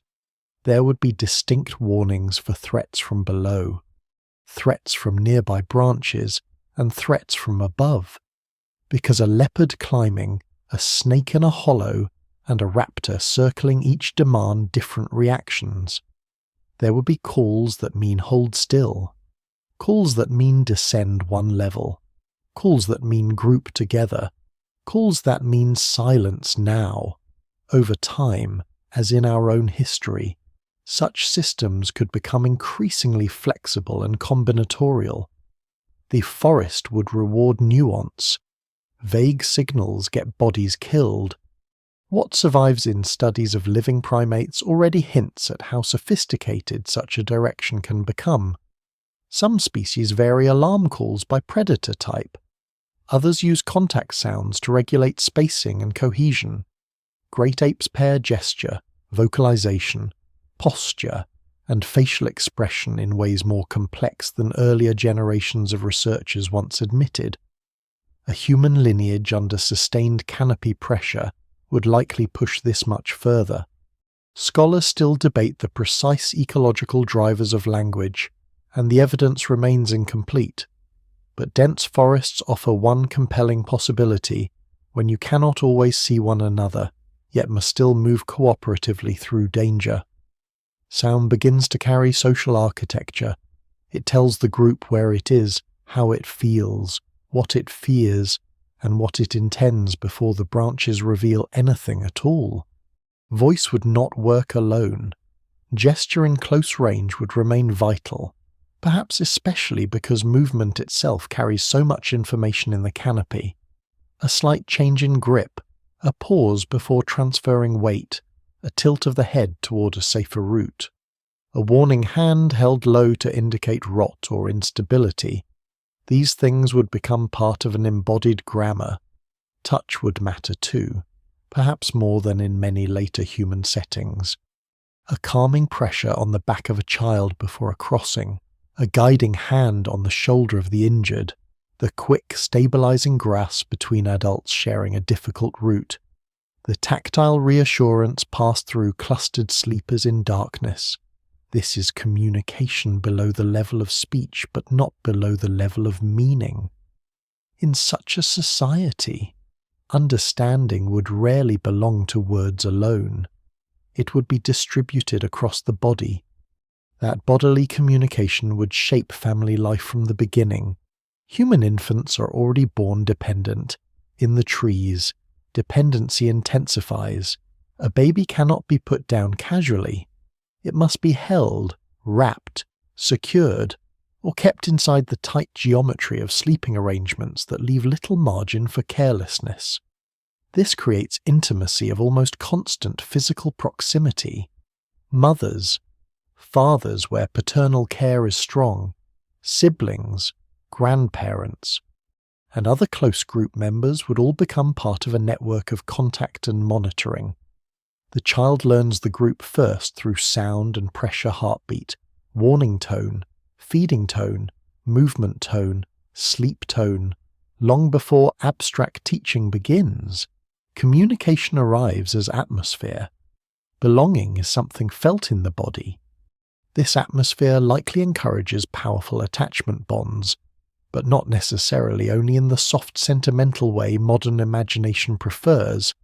Strong attachment is practical in risky environments.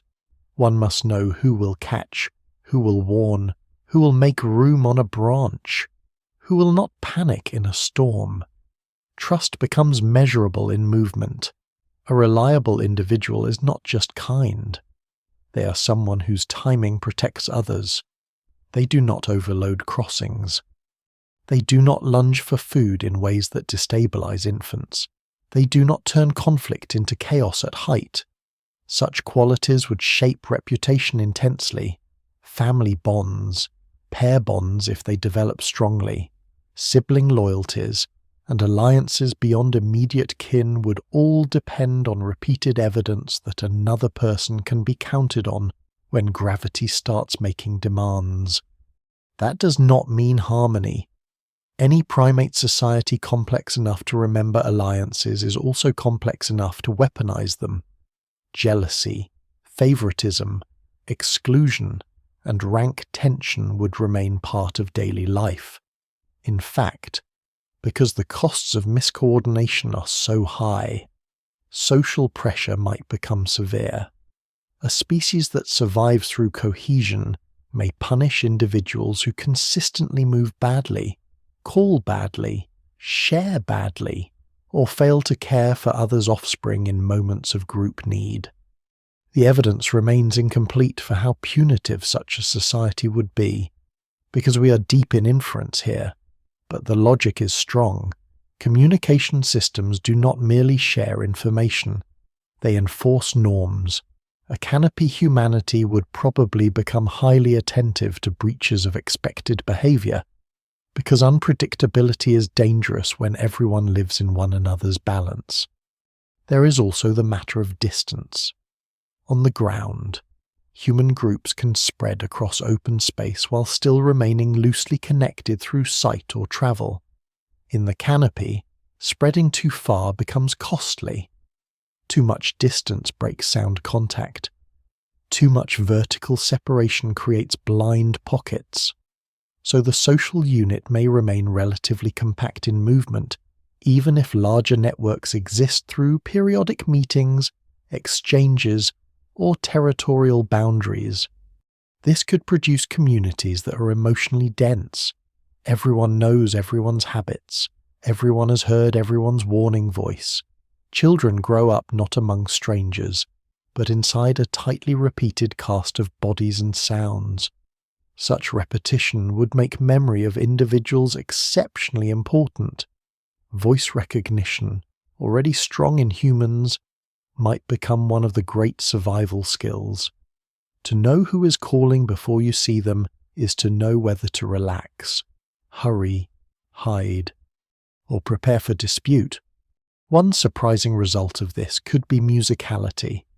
Not music in the refined cultural forms we know from settled societies, at least not at first, but patterned sound used to hold group feeling together, rhythmic reassurance for infants, repeated call sequences during difficult travel, soft evening vocal routines before sleep, collective warning bursts that resolve into calmer contact notes once danger passes. Many animals use rhythm and repetition socially, and humans in every known culture turn sound into coordinated emotional experience. A forest species that relies so heavily on voice might develop proto-musical structures very early, not as entertainment, but as regulation. The group calms itself through familiar patterns. Individuals signal belonging by matching tempo and tone. The darkness becomes more bearable because sound knits scattered fear back into collective presence. From there, memory and tradition deepen. A species living without writing stores its world in repeated forms.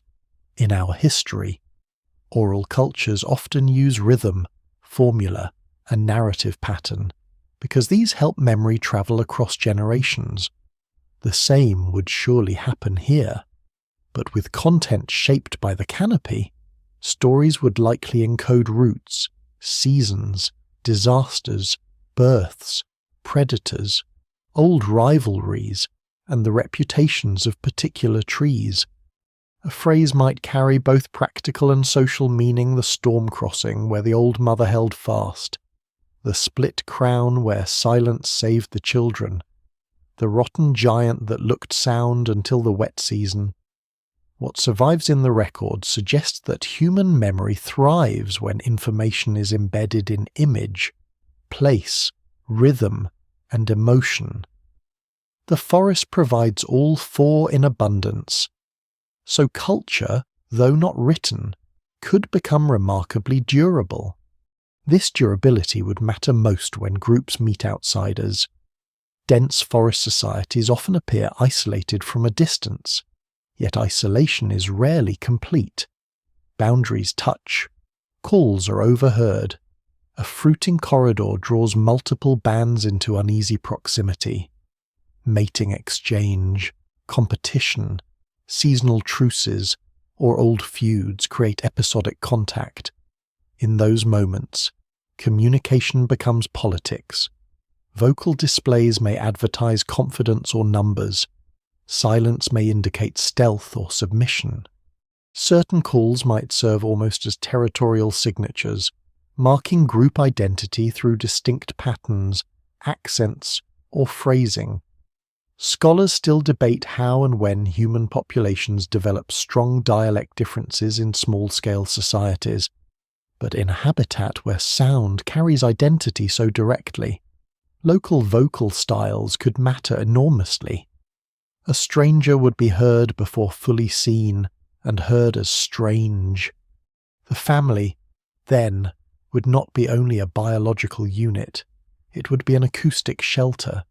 To belong is to know the soundscape that surrounds your sleep and movement. The call of a grandmother in low light, the impatient warning note of an older sibling. The soft click or hum used by a parent to steady a child before a crossing. The all-clear signal after a long tension. These things would be remembered with the force of place. Grief, when it comes, would not only empty a branch, it would silence a tone that once held part of the group together. That silence would be enormous. And because so much depends on communication, intelligence would continue bending around it. Minds become sharper at interpreting ambiguity. Is that call genuinely relaxed or trying to sound relaxed? Is the warning immediate or cautious? Is the infant's fussing normal or the beginning of panic? A species shaped by such demands may grow deeply skilled at reading intention through minimal cues. We already do this to an extraordinary degree. These humans would live even more heavily inside that talent. They might appear to us highly attuned, even intrusive, constantly monitoring one another's state. But that is what the environment would require. In the forest, misunderstanding is not a social inconvenience. It is a mechanical problem with fatal potential. So the canopy becomes threaded not only with roots and nests, but with voices. The leaves hide bodies while carrying emotion. The trunks break sight lines while returning echoes. Families pass knowledge not across a hearth, but along moving lines of sound and touch. Infants learn safety through tone before they learn anything like formal instruction. Groups cohere because communication makes them larger than the sum of separated climbers, and slowly, perhaps inevitably, the species becomes more than a collection of strong bodies in trees. It becomes a listening civilization, suspended in branches, held together by meanings that can travel where eyes cannot. For all their skill, these humans would live close to catastrophe every day. A branch can hold for years and fail in a second. A trunk can seem healthy while rot hollows it from within. Rain can turn familiar bark into glass. Wind can turn a safe crossing into a swinging trap. A hidden wasp nest can trigger panic at exactly the wrong height. A snake can lie inside a hollow where a hand expects only shelter. And below, always below, the lower world waits with patience sharpened by hunger. Life in the canopy may reduce some dangers of the ground, but it never removes danger. It simply rearranges it into 1,000 immediate forms. A species that stays in the trees does not choose safety. It chooses a different distribution of risk. The fall would remain the most democratic killer of all. Predators can sometimes be anticipated. Rival groups can sometimes be avoided. Storms can sometimes be read in the movement of the upper leaves hours before they arrive. But gravity is everywhere and never forgets its work. A child slips because a hand closes on wet moss instead of bark. An adult transfers weight onto a dead side branch hidden by foliage. A mother carrying an infant misjudges the recoil of a neighbouring trunk in heavy wind. An injured elder reaches for a familiar hold that no longer exists after storm damage. No great drama is required. The forest does not need malice to kill. It only needs a small error at the wrong moment. That would shape culture profoundly, because every family would know such losses not as rare tragedy, but as part of ordinary history. What survives in the record of real arboreal and semi-arboreal primates suggests that falling injuries, limb fractures, and chronic strain are serious pressures even among species better adapted to climbing than modern humans. A fully arboreal human lineage would become better at reducing those risks. Yes, but not better enough to erase them.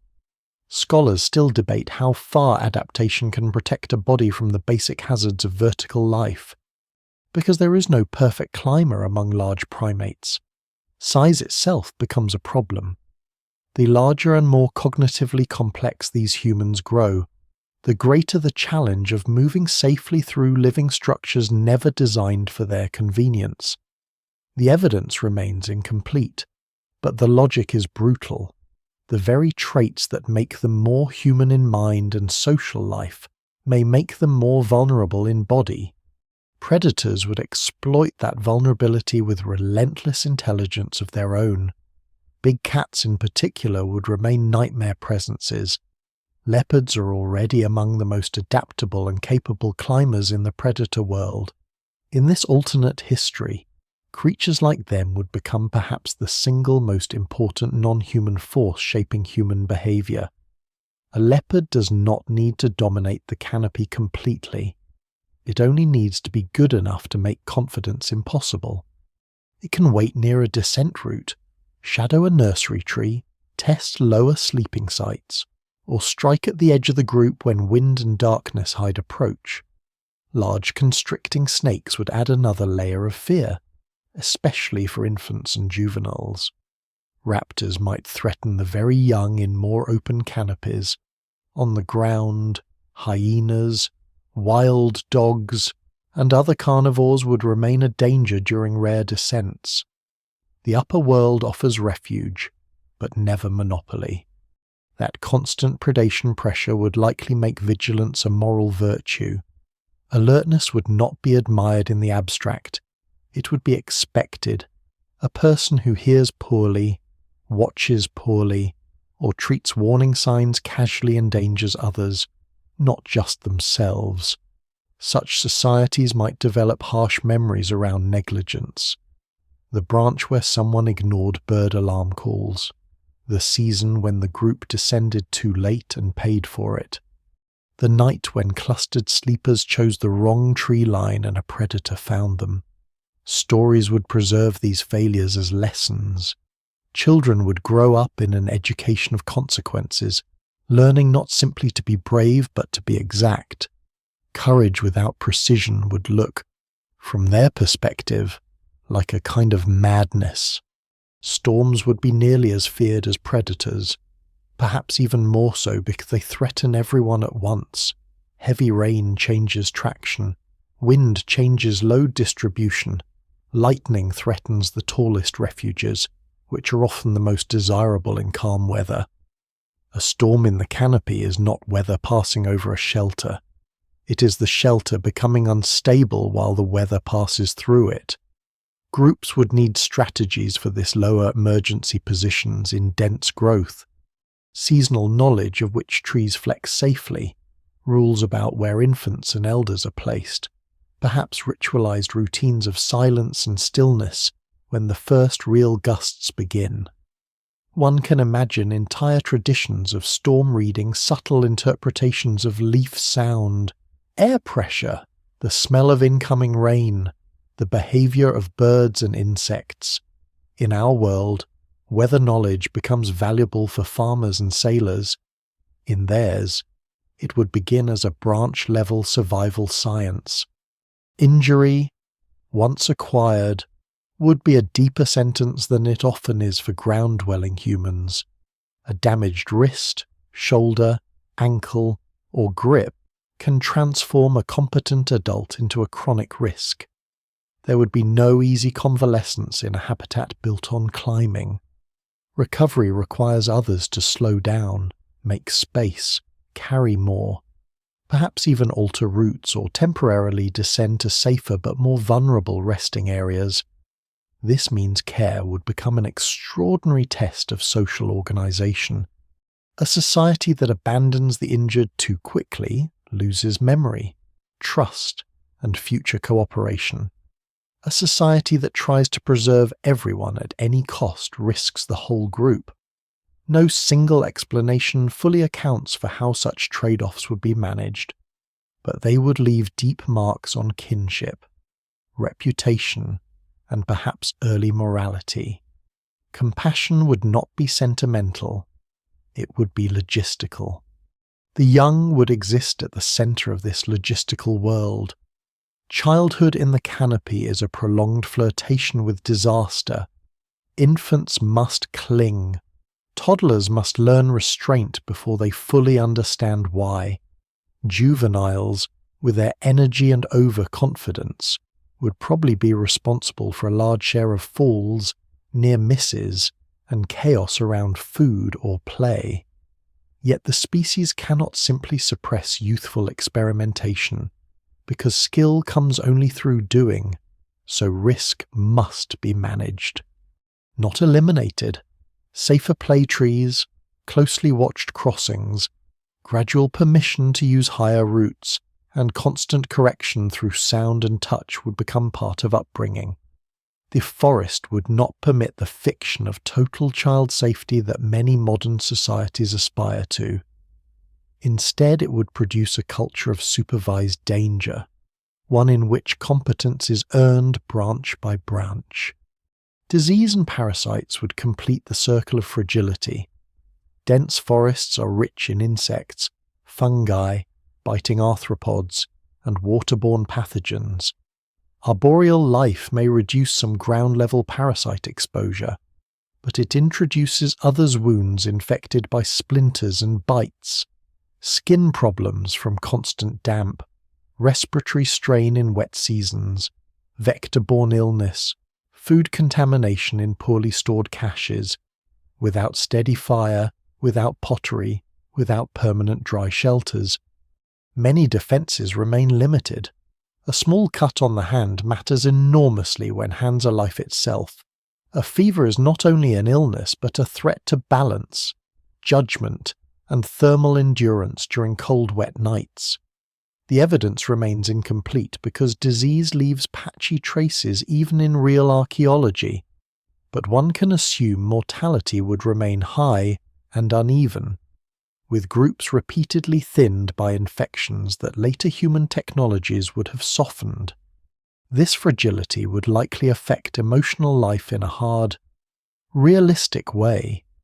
These humans would love, but under conditions that constantly remind them love is breakable.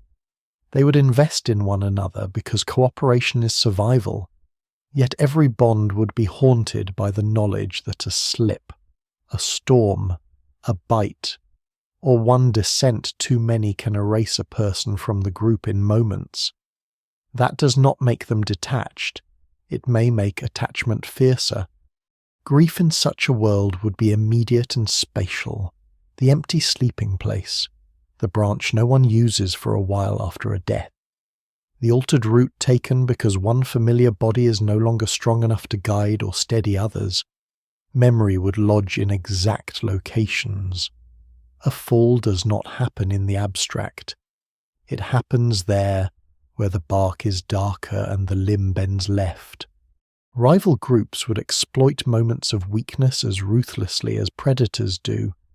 An injured band, a nursery cluster after storm damage, a seasonal bottleneck where safe routes narrow, these become opportunities. Conflict in the canopy would probably be brief, sharp, and positional rather than resembling pitched battles. Dislodging, threatening, blocking access, stealing a sleeping site, or harassing movement during a dangerous season might matter more than direct killing. Violence would be constrained by the environment but not purified by it. A push in the wrong place, a panic induced during descent, a route cut off at dusk, such acts could be deadly without requiring open combat.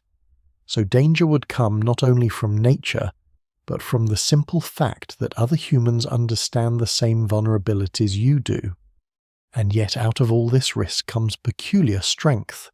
A species living this way would become masters of margin. They would learn how little force can be applied before a branch becomes unsafe, how much rain changes traction, how fast a group can move before caution breaks down, how to read the nervousness of birds as advance warning, how to sleep in conditions that to us would seem impossible.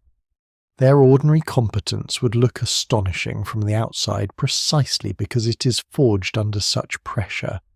The less visible the margin, the more impressive the survival. This is often true in human history. The hardest achievements are not the loudest ones, but the quiet daily repetitions that prevent disaster. Still, prevention never becomes victory. That is the essential truth of arboreal life. A ground-based civilization can sometimes create the illusion of defeating risk through walls, stores, weapons, roads, and eventually medicine. These humans never get that illusion. The canopy keeps them honest. It reminds them, every day, that life depends on continuous attention. A branch must be tested again. A storm must be judged again.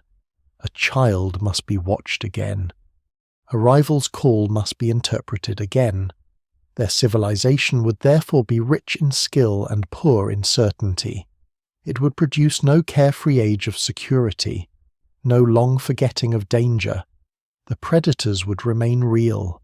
The falls would remain common enough to shape ritual and memory. The lives would remain fragile, suspended between strength and catastrophe. Perhaps that is why, in this imagined world, dignity would look different too. Not the dignity of the monument or the law code or the army in formation, but the dignity of holding together despite exposure. A grandmother crossing a storm-damaged route with perfect economy of motion. A watchful adolescent learning to place his weight correctly while carrying food for the injured. A parent who sleeps lightly through rain with one arm looped around a child and the other braced against the branch that may or may not hold until dawn. These are not glamorous images, yet they contain a kind of heroism older than civilization as we usually define it. In the trees, life would always be one mistake away from ending.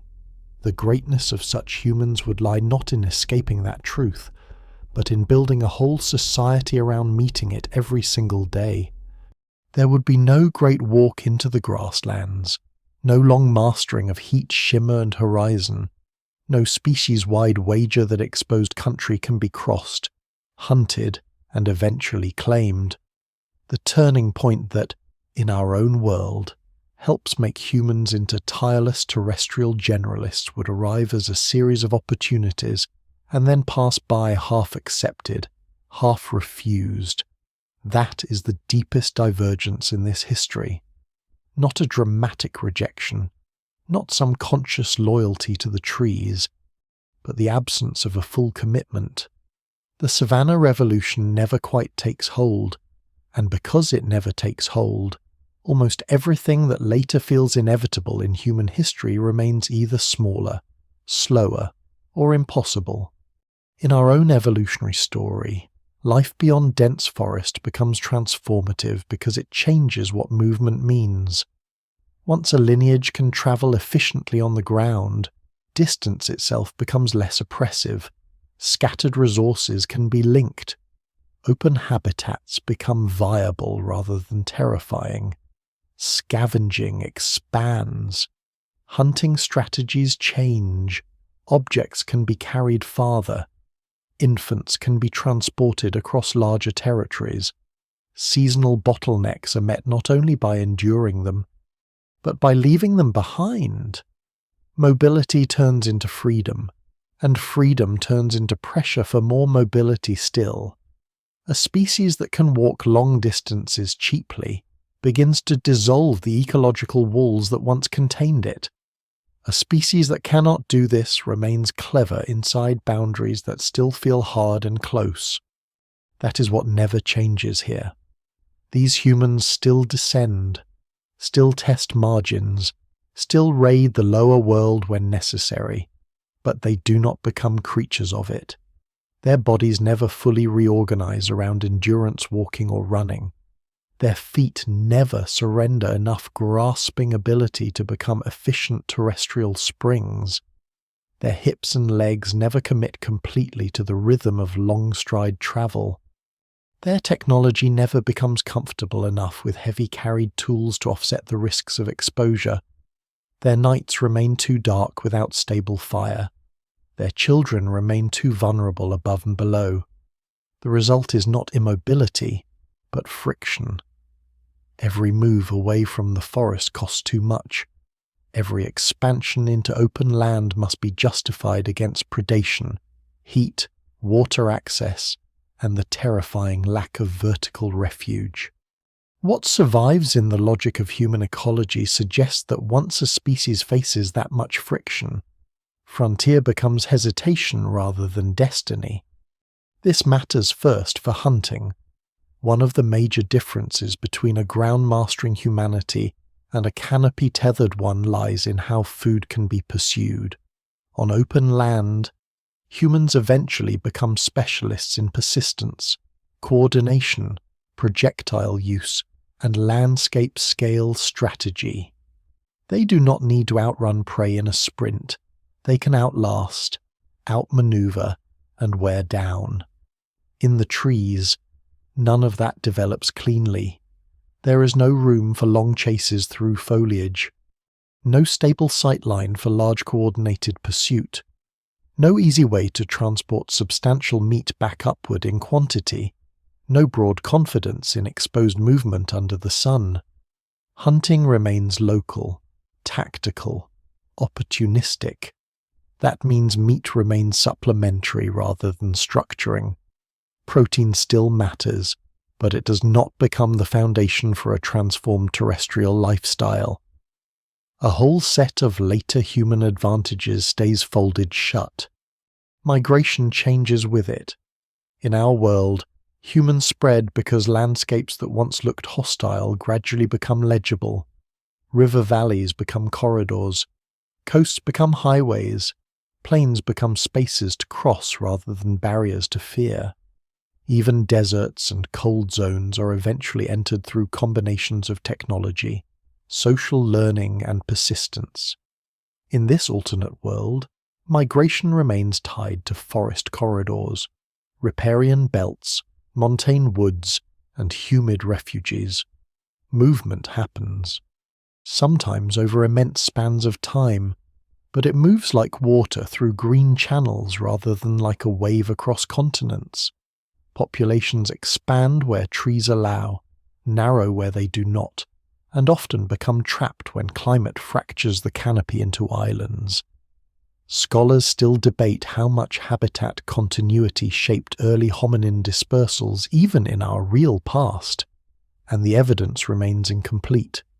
Here that continuity would become almost everything. Break the forest, and you break the road. There is another consequence. Quieter but just as decisive, the hand remains busy with locomotion. Not always, not every second, but enough to matter. In our history, the increasing liberation of the hand from primary movement duties amplifies a whole cascade of behaviors carrying, shaping, wielding, transporting, building, in the trees, hands still create and manipulate, but they also remain the guarantors of the next safe hold. A body that must think constantly about grip cannot give itself over as completely to the kind of terrestrial material culture that accumulates through carried burden and repeated ground-based work. This does not eliminate intelligence, it partitions it. Minds stay partially occupied by the next physical necessity. The ground revolution, by contrast, gives our ancestors longer stretches in which the body can move more automatically, while the hands transport possibility. The social consequences of never leaving the trees are equally large. Ground life allows groups to spread, regroup, and eventually gather in larger flexible coalitions around water. Kills, camps, or later settlements. Open land makes mass visibility possible. Fire makes night congregation possible. Carrying makes sharing over distance more feasible. In the canopy, group size remains under different pressures. Too many bodies overload routes and sleeping sites. Too much clustering creates competition in immediate feeding areas. Too much separation breaks communication. These humans could still form broader networks through intermittent contact, mating exchange, and seasonal meetings, but the day-to-day unit likely stays smaller and more compressed. Without a true savanna transition, there is less ecological basis for the large cooperative foraging systems that later widen into tribes, regional alliances, and eventually societies capable of supporting hierarchy at scale. Then there is courage, or rather, the kind of courage each world selects. Open country rewards a willingness to enter visibility. It trains a species to tolerate exposure and read distant threats. It creates the psychological conditions for scouting, ranging, and later colonizing. The canopy rewards the opposite balance: precision over boldness, cover over display, familiarity over expansion, retreat upward over advance outward. Neither psychology is superior in the abstract. Each is adaptive in its habitat, but once one becomes dominant, history bends around it. A species shaped by the open may become expansionist almost by accident. A species shaped by the branches may become territorially intimate and ecologically conservative without ever intending to. No single explanation fully accounts for humanity's later appetite for crossing every available frontier, but the savanna pathway surely matters. Remove it, and the emotional relationship to open land remains burdened with ancestral dread. Climate would keep testing that dread. There would be periods when forest contracts badly and open habitats spread.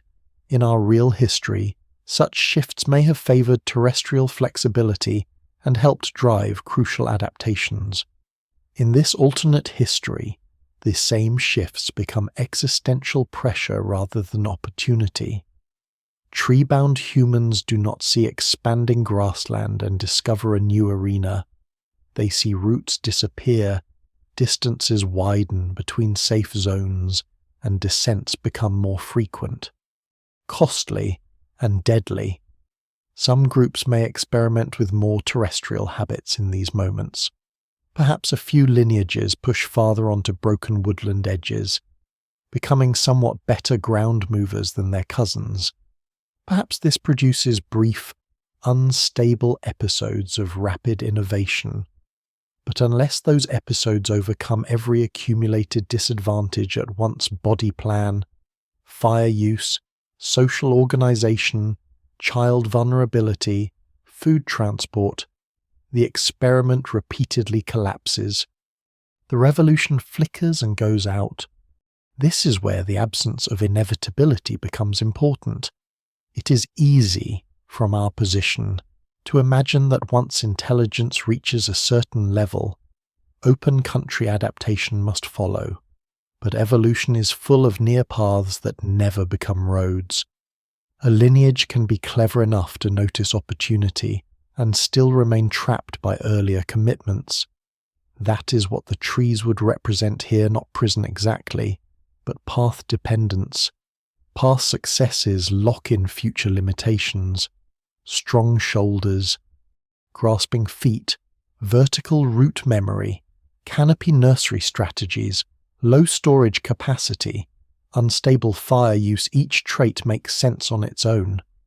Together they make the grassland bargain harder and harder to accept. The species does not fail because it is weak. It fails because it is already very good at something else. And so there are no endurance hunters moving in coordinated lines under a white sky, no repeated sweeping dispersals across dry steppe, no easy carrying of stone kits over dozens of miles, no habitual camping in exposed places buffered by flames, no broad confidence that unfamiliar country can be entered and survived with planning alone. Forest edges remain edges, not launching platforms. Open spaces remain frightening interruptions between worlds that actually support life. A few individuals may cross them, a few groups may even survive beyond them for a time. But the species as a whole never reorganizes around that gamble. It stays braided to cover. The archaeological consequences would be enormous. A real savanna revolution leaves tracks broader dispersals, persistent stoneworking traditions, kill sites, camps, shifting diets, expanding ecological range. This alternate humanity would leave a much patchier record concentrated along safer descent points. Forest margins, riverine corridors, and rare ground refuges. Future scholars, looking back, might mistake them for marginal or stagnant simply because the evidence of expansion is so weak. Yet that judgment would confuse absence of terrestrial conquest with absence of complexity. Their real story would be one of repeated near breakthroughs continuously checked by habitat and form. What is lost with the savanna revolution is not just range, it is tempo. Our species becomes fast in a historical sense once it starts moving well on the ground. Innovations spread farther, genes flow wider, encounters multiply. New environments provoke new responses quickly enough to compound. In the trees, history moves more slowly, not because minds are slower, but because ecology absorbs change before it can cascade. A clever improvement in root binding helps one forest, not a continent. A new food processing trick remains local if populations are fragmented. A daring experiment with repeated ground camps dies with the group that tried it.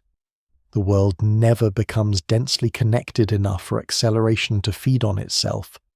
So this is the turning point that never becomes a turn.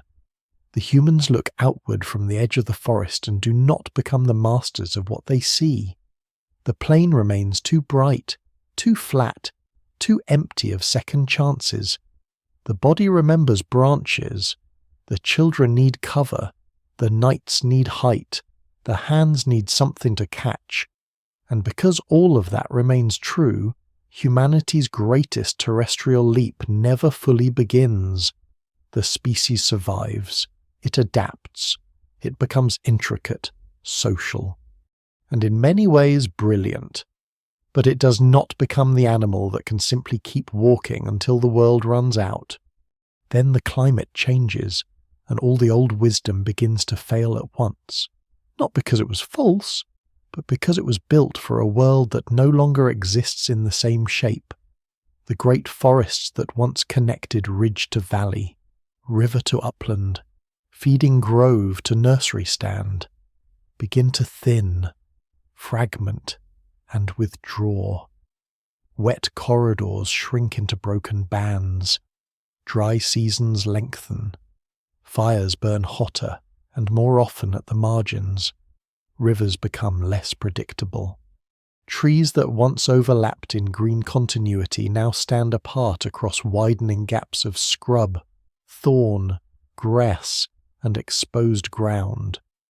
To a terrestrial species, such change can become hardship and opportunity together. To a humanity still bound to the canopy, it is first and foremost dismemberment. The roads are vanishing in mid-air. Everything in their civilization depends on connection. Roots through branches are not luxuries. They are the daily mechanisms of feeding, childcare, escape, courtship, memory, and social cohesion. Break enough of those roots, and the damage is not only ecological, it is structural.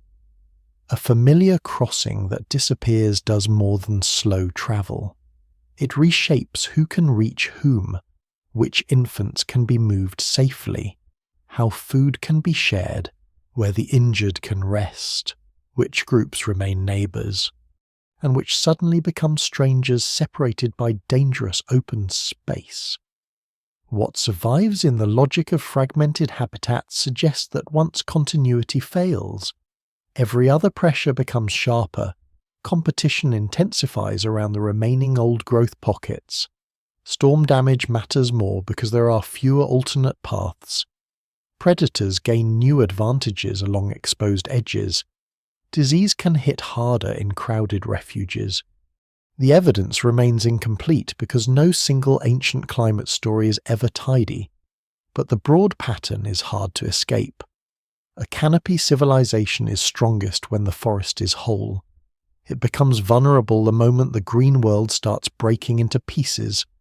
At first, adaptation would still be possible. Humans are adaptable almost by definition, and these humans would be no exception. Groups would begin by stretching their old habits farther. They would memorize new descent routes between separated crowns. They would exploit gallery forests along rivers and seasonal streams where moisture preserves enough cover to move. They would shift nursery sites toward the most stable refuges and perhaps become more mobile in bad years, circulating between known feeding zones with greater urgency. Light technologies of rope, sling, temporary bridging, and route reinforcement would become even more valuable. Some populations might improve their tolerance for brief ground movement, crossing small open spaces at dawn or dusk in coordinated bursts. Younger adults might become specialists in hazardous transfers between forest islands. Elders would matter more than ever, because memory of former abundance could help identify surviving tree species, hidden water, or the last reliable fruiting stands in a failing landscape. But adaptation has limits when the habitat itself is unravelling faster than culture can compensate. A shrinking forest concentrates life into green islands. That phrase sounds gentle from afar, but in practice it means compression, competition, and fear. The remaining refuges fill with more bodies, more infants, more noise, more hunger, more edge exposure. Feeding trees are stripped earlier. Sleeping space becomes contested. Groups that once kept distance through the generosity of the canopy now hear one another too often. Rival calls travel farther because the leaves are thinner. Old truces collapse under scarcity. One can imagine whole seasonal calendars rewritten around desperation, this grove only after storms, that ravine only when fruit fails elsewhere, the high pocket near water too dangerous to approach once another band claims it. The forest no longer feels endless. It feels besieged. This would alter the emotional atmosphere of life. A people shaped by vertical abundance, by the possibility of retreat upward and away, would now find retreat constantly blocked by absence. Children raised in the shrinking forest would inherit a harsher education than their grandparents knew. They would learn not just how to move through trees, but how to cross gaps between them. They would learn which edges smell wrong, which grass belts hide snakes and cats, how long one can stay on the ground before panic becomes noise and noise becomes death.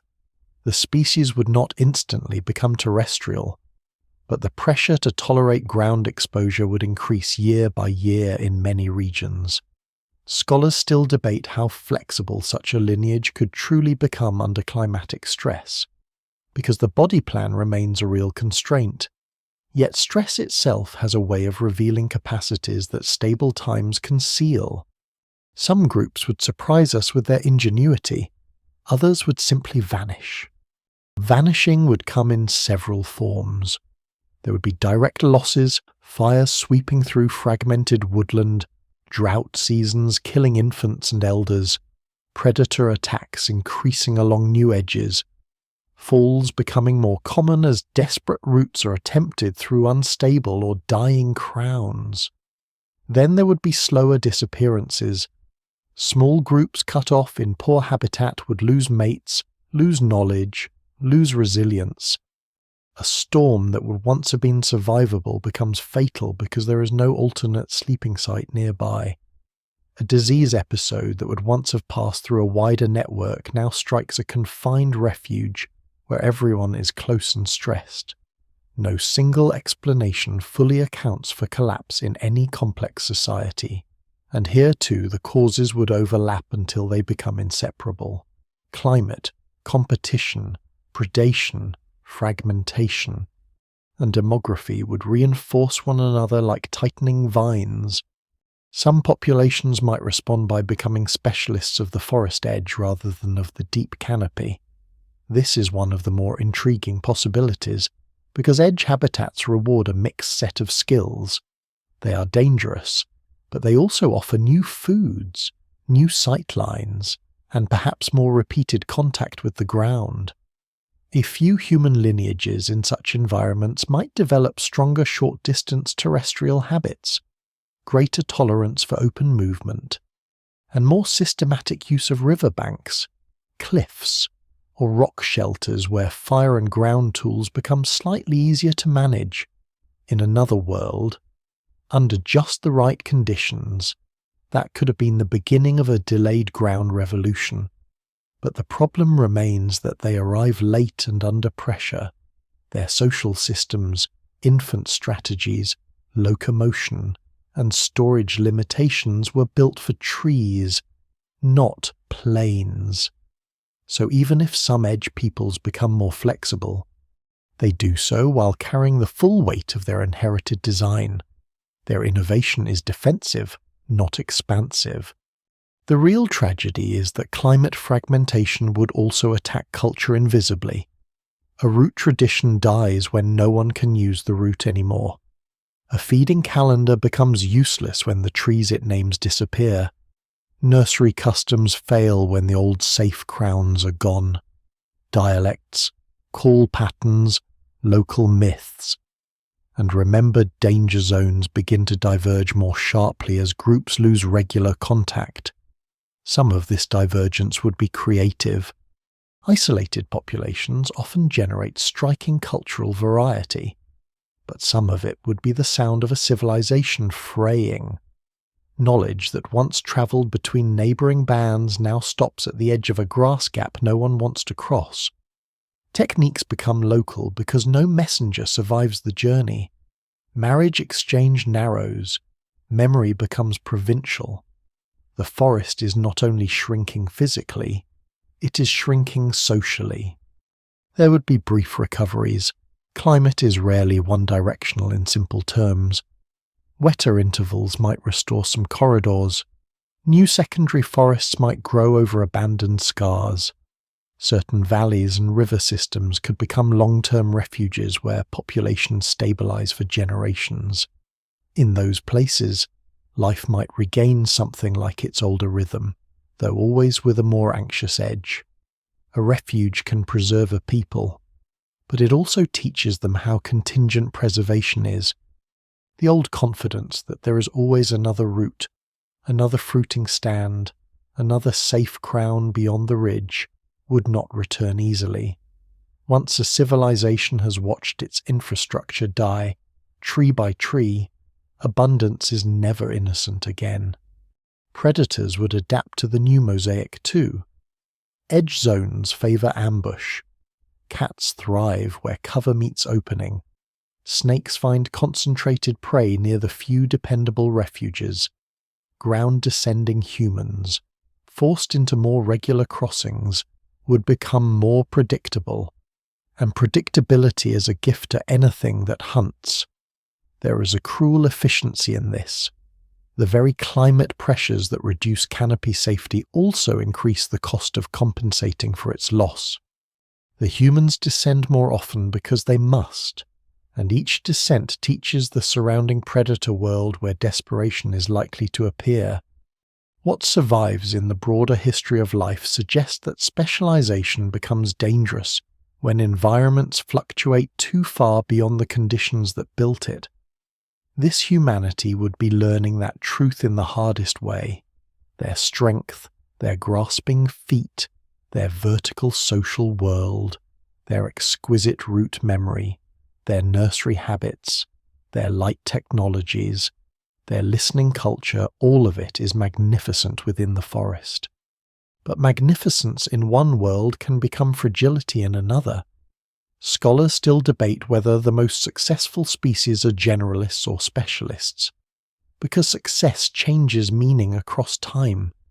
In the age of green abundance, these humans were masters of a niche. In the age of fragmentation, mastery starts looking like dependence. And yet, for all this pressure, they would endure in some places with astonishing stubbornness. Deep ravines, montane cloud forests, riverine belts shielded by local rainfall, coastal jungles where humidity remains high, swamp forests too difficult for competitors and predators to dominate completely. These refuges would become the last strongholds of the species, or at least of its most ancient way of life. Groups surviving there would carry memories of larger forests in story and caution. The children would grow among remnants, hearing of roots that no longer exist and trees that once stood where grass now burns. Their whole civilization would become haunted by contraction. This is what environmental pressure does to a species that never made peace with the ground. It does not simply make life harder, it changes scale, tempo, and imagination. The future narrows. Decisions become shorter term. Competition intensifies locally even as the wider world grows more inaccessible. The forest that once held them like a continent now becomes a chain of islands separated by risk, and on each island, humans do what humans always do.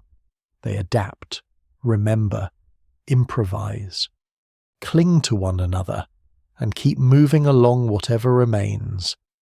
But now the movement is no longer through a vast living world. It is from refuge to refuge, from surviving patch to surviving patch, across the growing silence where the branches used to meet. By the time the forests have broken into isolated refuges, humanity no longer exists as one continuous canopy people. It exists as scattered peoples, each held inside its own surviving green world, each adapting to a version of the old life under slightly different terms. The distances between them may not look great on a map. A river valley here, a mountain belt there, a coastal jungle farther on. But for a species that still fears long exposure on open ground, those distances might as well be seas. Contact becomes rare, dangerous, and uncertain. Over generations, the old shared civilization does not disappear all at once. It fragments into local realities, each one remembering the whole only through story, habit, and the occasional stranger heard before being seen. This is where divergence accelerates. Isolated populations never remain identical for long, especially when their environments differ. A group surviving in humid lowland rainforest would face one set of pressures: dense cover, high insect loads, abundant but patchy fruit, towering trees, heavy storms, and constant parasite risk. Another in montane forest would deal with cooler nights, steeper terrain, shorter canopies, and different predator communities. Riverine woodlands might reward greater tolerance for brief descents, and more repeated use of the ground near water. Swamp forests would produce yet another style of movement, slower perhaps, more reliant on specific trees, roots, and raised resting structures. Over time, bodies, voices, technologies, and social rules would begin to separate, not enough to erase their shared humanity, but enough that one population might seem strangely wrong to another in gait, call pattern, balance, or temperament. The body would record these differences first in quiet ways. One refuge might favour smaller, lighter adults because narrower canopies punish weight. Another might preserve somewhat larger, more powerful climbers because great old trees still dominate and competition for upper roots is fierce. Some groups could become better at mixed movement, descending more often and developing stronger short-term terrestrial competence without ever becoming true ground walkers. Others might turn inward, becoming even more specialized in high canopy life where open ground is especially lethal. Scholars still debate, even in our own world, how quickly human populations can diverge morphologically under local environmental pressures, because the evidence is often tangled by migration and interbreeding. In this alternate world, both separation and occasional contact would matter. No single explanation fully accounts for how different these peoples would become, but local adaptation would almost certainly carve visible distinctions into the species. Their cultures would diverge even faster than their bodies. Isolation is a great maker of difference. A warning call in one forest may mean hold position, while in another it may mean descend and cluster. A sleeping platform tradition in the wet coastal belt might use layered bark and suspended drainage lines, while a montane group favours tighter woven supports against wind and cold. One people may treat certain towering trees as ancestral centres. Another may fear them because lightning and storm damage are too common at height. Seasonal knowledge would become local scripture. The fruiting calendar of one refuge would be nearly useless in another. Children would learn the world as if it were the whole of existence, because practically it is. The old canopy civilization, once broad enough to feel almost continuous, would survive now as a family of related but increasingly separate worlds. Language, if by now it has grown into something richly symbolic, would also begin to break into branches of its own. Forests shape sound differently. Dense, humid foliage swallows some tones and carries others. Ravines distort echoes. Coastal winds interfere in one way, mountain air in another. Over generations, dialects would drift not just because groups are separated, but because the habitat itself favours different rhythms, pitches, and call lengths. A people used to short-distance dense canopy contact might speak with compressed, layered signals.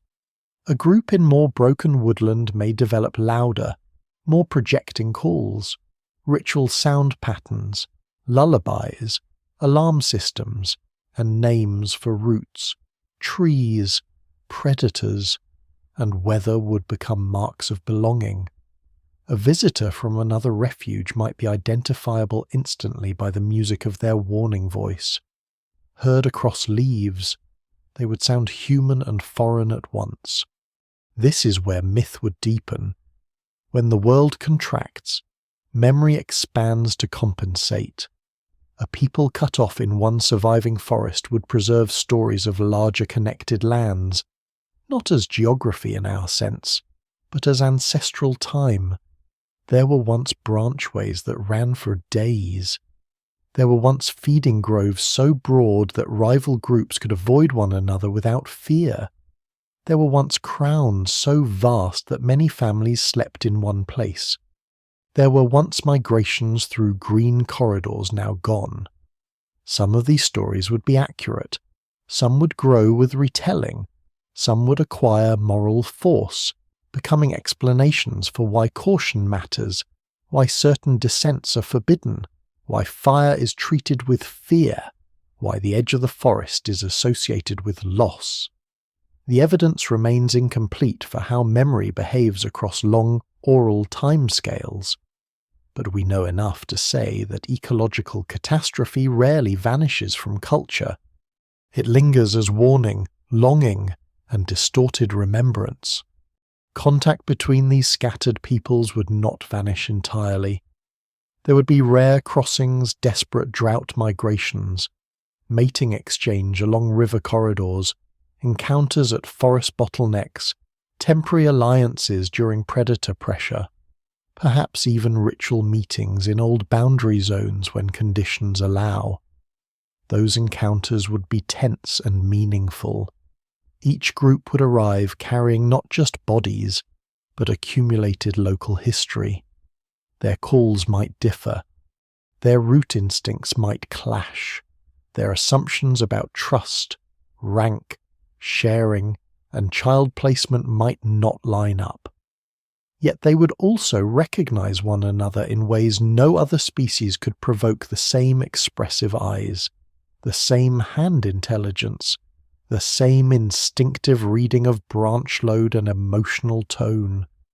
To meet another people after generations of isolation would be to experience both kinship and suspicion in the same breath. Interbreeding would matter enormously in such a world. Small isolated populations are always vulnerable to demographic collapse. Too few mates, too few infants surviving bad years, too little genetic diversity after disease or storm loss. These are quiet pathways to extinction. So rare exchanges between refuges could become biologically decisive. A single successful season of contact might strengthen a struggling population for generations. At the same time, such meetings would be dangerous. Outsiders bring unfamiliar pathogens, new rivalries, possible violence, and uncertain obligations. Scholars still debate in our own history how much contact existed among separated human populations, and how often genes moved across cultural boundaries. Here the same uncertainty would remain. What survives in the record suggests that human groups are rarely as isolated as they appear, and rarely as connected as later maps imply. These forest peoples would likely live somewhere inside that tension, occasionally renewing one another while never becoming a single unified population again. One striking consequence of this fragmentation is that invention becomes more local and more fragile. A population in one refuge might develop a brilliant way of reinforcing canopy crossings with braided fibre and flexible saplings. Another might perfect suspended food storage resistant to insect and rot. A cooler montane group might invent denser multi-layer sleeping nests that preserve body heat better than anything elsewhere. A riverine population might become unusually skilled at exploiting fish, shellfish, or riverside clay depressions without ever fully crossing into settled ground life. In a more connected world, such innovations spread, combine, and compound. Here they often remain trapped where they emerge. The world contains many intelligent solutions, but too few bridges between them. History fills with brilliance that cannot travel. This makes each refuge feel culturally complete from the inside and heartbreakingly partial from above. Each people knows enough to survive its own forest. Each believes, perhaps understandably, that its customs are the safe ones, the proper ones, the tested inheritance of the ancestors. Outsiders may be viewed with fascination, contempt, desire, or terror depending on circumstance. One group's careful ground crossings may seem reckless to another. One people's habit of clustered nursery sleeping may seem overcrowded and dangerous to neighbours used to wider spacing. Even ideas of beauty and strength would diverge. In one refuge, lighter frames and silent movement may be admired. In another, broad shoulders and storm endurance carry greater prestige. Humanity remains one species, but no longer one obvious way of being human. There is something haunting in this stage of the story, because it resembles many later moments in our own history while remaining fundamentally different. These are not nations, they are not states, they are not even tribes in the settled, territorial sense we often imagine. They are ecological civilizations reduced to fragments, each fragment carrying the full emotional weight of a lost continuity. Their borders are made of fear more than law. Their diplomacy is made of caution more than ambition. Their identities are built not on monuments, but on roots, voices, and remembered trees. To lose a refuge is not just to lose habitat, it is to lose a version of humanity. And many versions would be lost.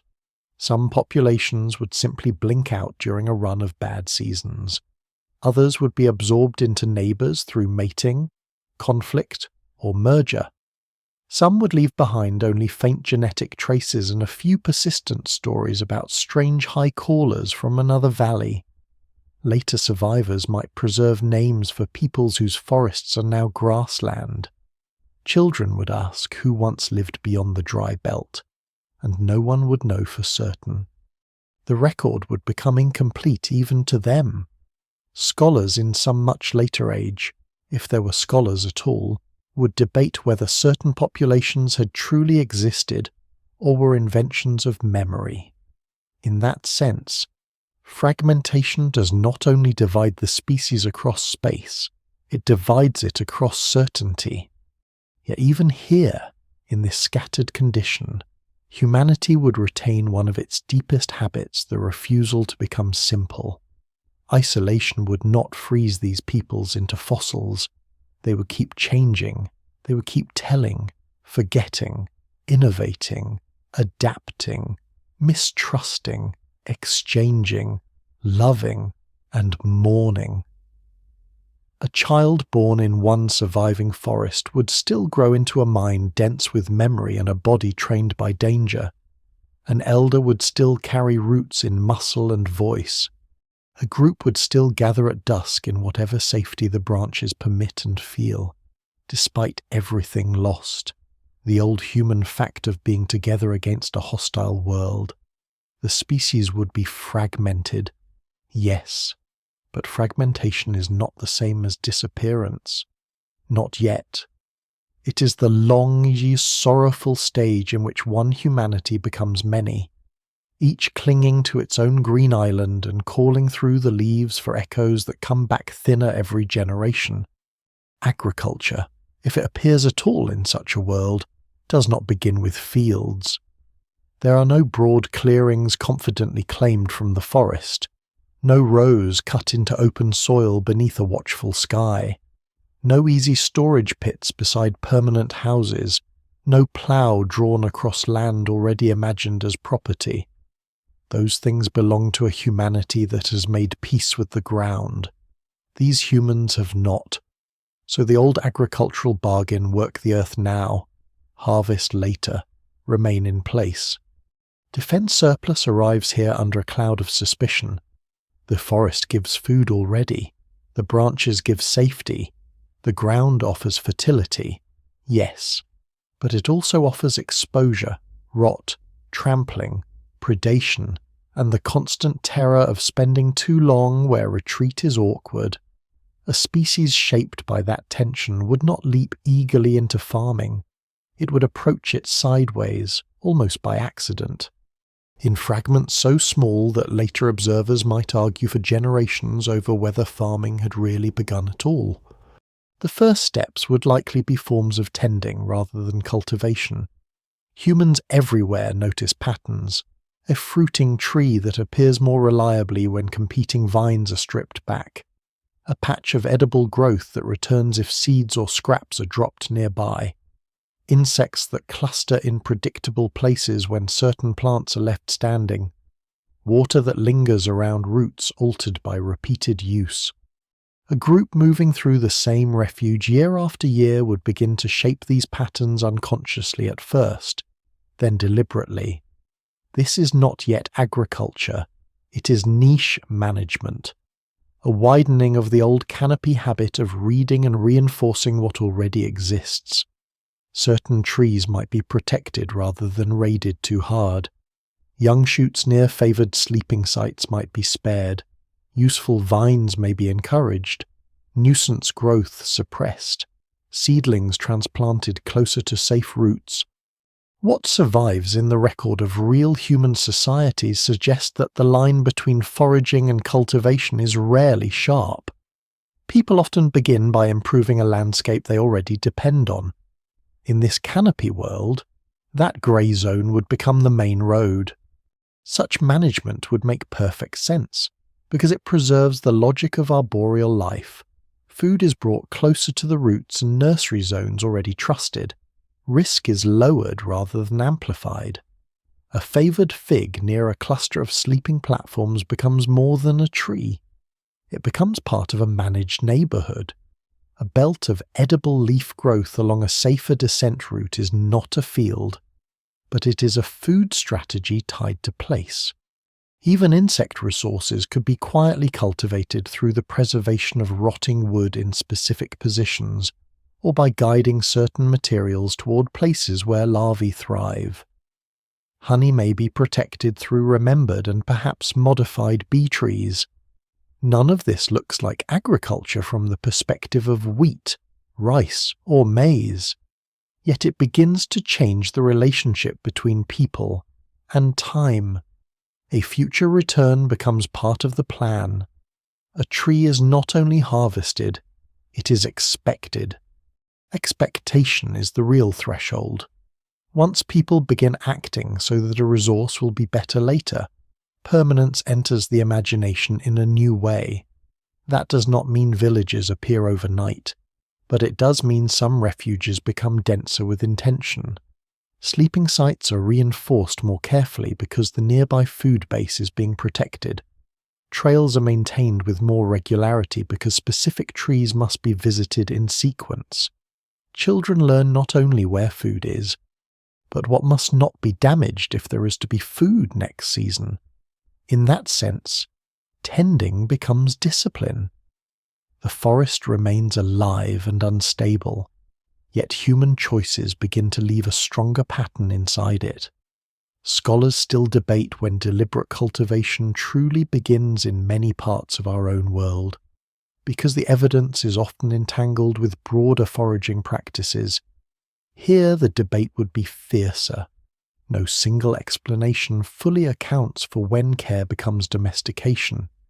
The evidence remains incomplete almost by definition, because the earlier stages leave light, ambiguous traces. But the logic is there. A hungry, intelligent, place-attached species eventually starts gardening even if it never admits the word. The real obstacles appear when people try to push beyond gardening into surplus. Surplus needs protection. Protection needs storage. Storage needs structures that remain dry, secure, and accessible. In the trees, each of those requirements becomes a problem. Fruit spoils, seeds mold, insects discover everything, rodents and birds are relentless. Suspended caches can help, woven bark containers can help, hollow trees can help, but all are temporary and vulnerable. Large stores are heavy. Heavy stores strain supports and concentrate risk. A season's wealth can literally fall. This is why agriculture in the familiar sense struggles to take hold. One may grow more than before, but keeping more than before is another matter. Without reliable storage, there is limited payoff for investing massive labour in production. The species remains pulled back toward the practical wisdom of immediate use and short-term buffering. Even so, certain foods might invite more deliberate cultivation because they fit arboreal constraints better than grain fields do.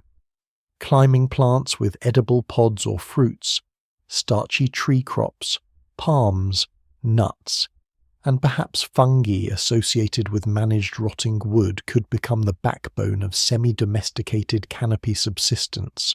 Instead of fields, there might be food corridors. Instead of barns, networks of seasonal suspended caches. Instead of livestock in pens, perhaps occasional tolerance or encouragement of arboreal prey species near favoured habitats.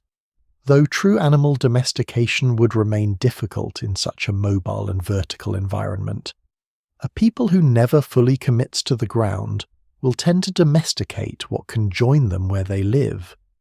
Tree crops and managed wild stands are therefore much more plausible than open soil cereal agriculture, especially in humid refuges where the forest itself still dominates the structure of life. This would reshape settlement. If reliable food sources gather near long-used sleeping zones, then some refugees begin to feel almost permanent. Not permanent in the stone and street sense, but persistent enough that generations may return to the same cluster of great trees, reinforcing platforms, preserving surrounding resources, and maintaining descent points with habitual care. A suspended settlement begins to emerge, not a fantasy city in the branches, but a dense, recurrent occupation of canopy architecture shaped by years of attention. Platforms become more standardized. Nursery spaces are better protected. Certain trees are connected by improved lashings or deliberate root supports. Waste management becomes a problem. Sanitation, pests, and damage to the supporting trees themselves become serious concerns. This is another hidden limit. The more settled the group becomes, the more intensely it stresses the local forest. Agriculture barely begins, and already it threatens the living structures that make settlement possible. What survives in the broader history of human subsistence suggests that once people stay longer in one place, social life changes, inheritance becomes more legible, claims strengthen, marriage patterns shift, child rearing may become somewhat easier in a stable refuge, while conflict over access becomes sharper. All of that would happen here too, but filtered through the logic of the canopy. Ownership would likely attach first not to land in the abstract, but to particular productive trees, reinforced sleeping clusters, safe descent routes, and managed food zones. A family or lineage may become associated with a nursery crown, a vine-rich feeding corridor, or a productive stand of protected palms. Disputes would follow. A species that once moved more freely through shared architecture now finds parts of that architecture thick with invested labour. Status begins to cling to place more stubbornly than before. This is where inequality could begin, though in a strange form, not wealth in metal, livestock or granaries, but privileged access to safer, more productive vertical neighbourhoods. A lineage positioned around old, broad-limbed trees with reliable food nearby would enjoy real advantages over others clinging to harsher edges. Skilled fibre workers, route maintainers, or those who remember how to preserve the health of managed stands could hold unusual influence. Elders might become guardians of productive knowledge in a deeper economic sense than before. Yet these inequalities would remain unstable because the forest remains alive. Storms erase advantage, disease hollows prized trees, drought kills the vines that once justified a family's prestige. The environment keeps undermining any fantasy of complete control. Ground agriculture might still flicker at the margins. In riverine refuges, some groups may begin planting in alluvial patches close to the safety of overhanging trees. Short-cycle crops could be watched by day and abandoned by dusk. Temporary barriers against animals might be built. Fire clearing may be used in tiny controlled episodes where humidity and geography make disaster less likely. These experiments could produce more food than simple gathering, especially during stressful climate periods when canopy resources fail. But they would also tether people to exposed points on the landscape. Fields are invitations to predators, rivals, and disease. They require return, defense, and patience on the ground. For a fully terrestrial species, that trade can succeed brilliantly. For these humans, it remains emotionally and biologically expensive. So agriculture never becomes effortless destiny. It remains one strategy among several, and often a contested one. Scholars in such a world would probably argue endlessly over whether these peoples were truly farmers. Some would point to managed tree stands, transplanted useful species, repeated modification of productive zones, suspended storage systems, and semi-permanent canopy settlements as clear evidence of cultivation. Others would object that without broad fields, domesticated cereals, or stable long-term surplus, the term agriculture obscures more than it explains. Both would be partly right. This humanity would inhabit a middle ground much longer than ours did in many regions. It would garden, tend, encourage, prune, transplant, and perhaps partially domesticate without fully crossing into a farming civilization of the ground. That long middle ground matters because it reveals what agriculture really is beneath its later grandeur. It is not simply planting, it is a reorganization of trust. One must trust the future enough to leave food in the ground. One must trust place enough to return. One must trust one's ability to defend and store what is produced, and one must trust that the environment will not punish that commitment more harshly than mobility would have. For a canopy people, those trusts are difficult.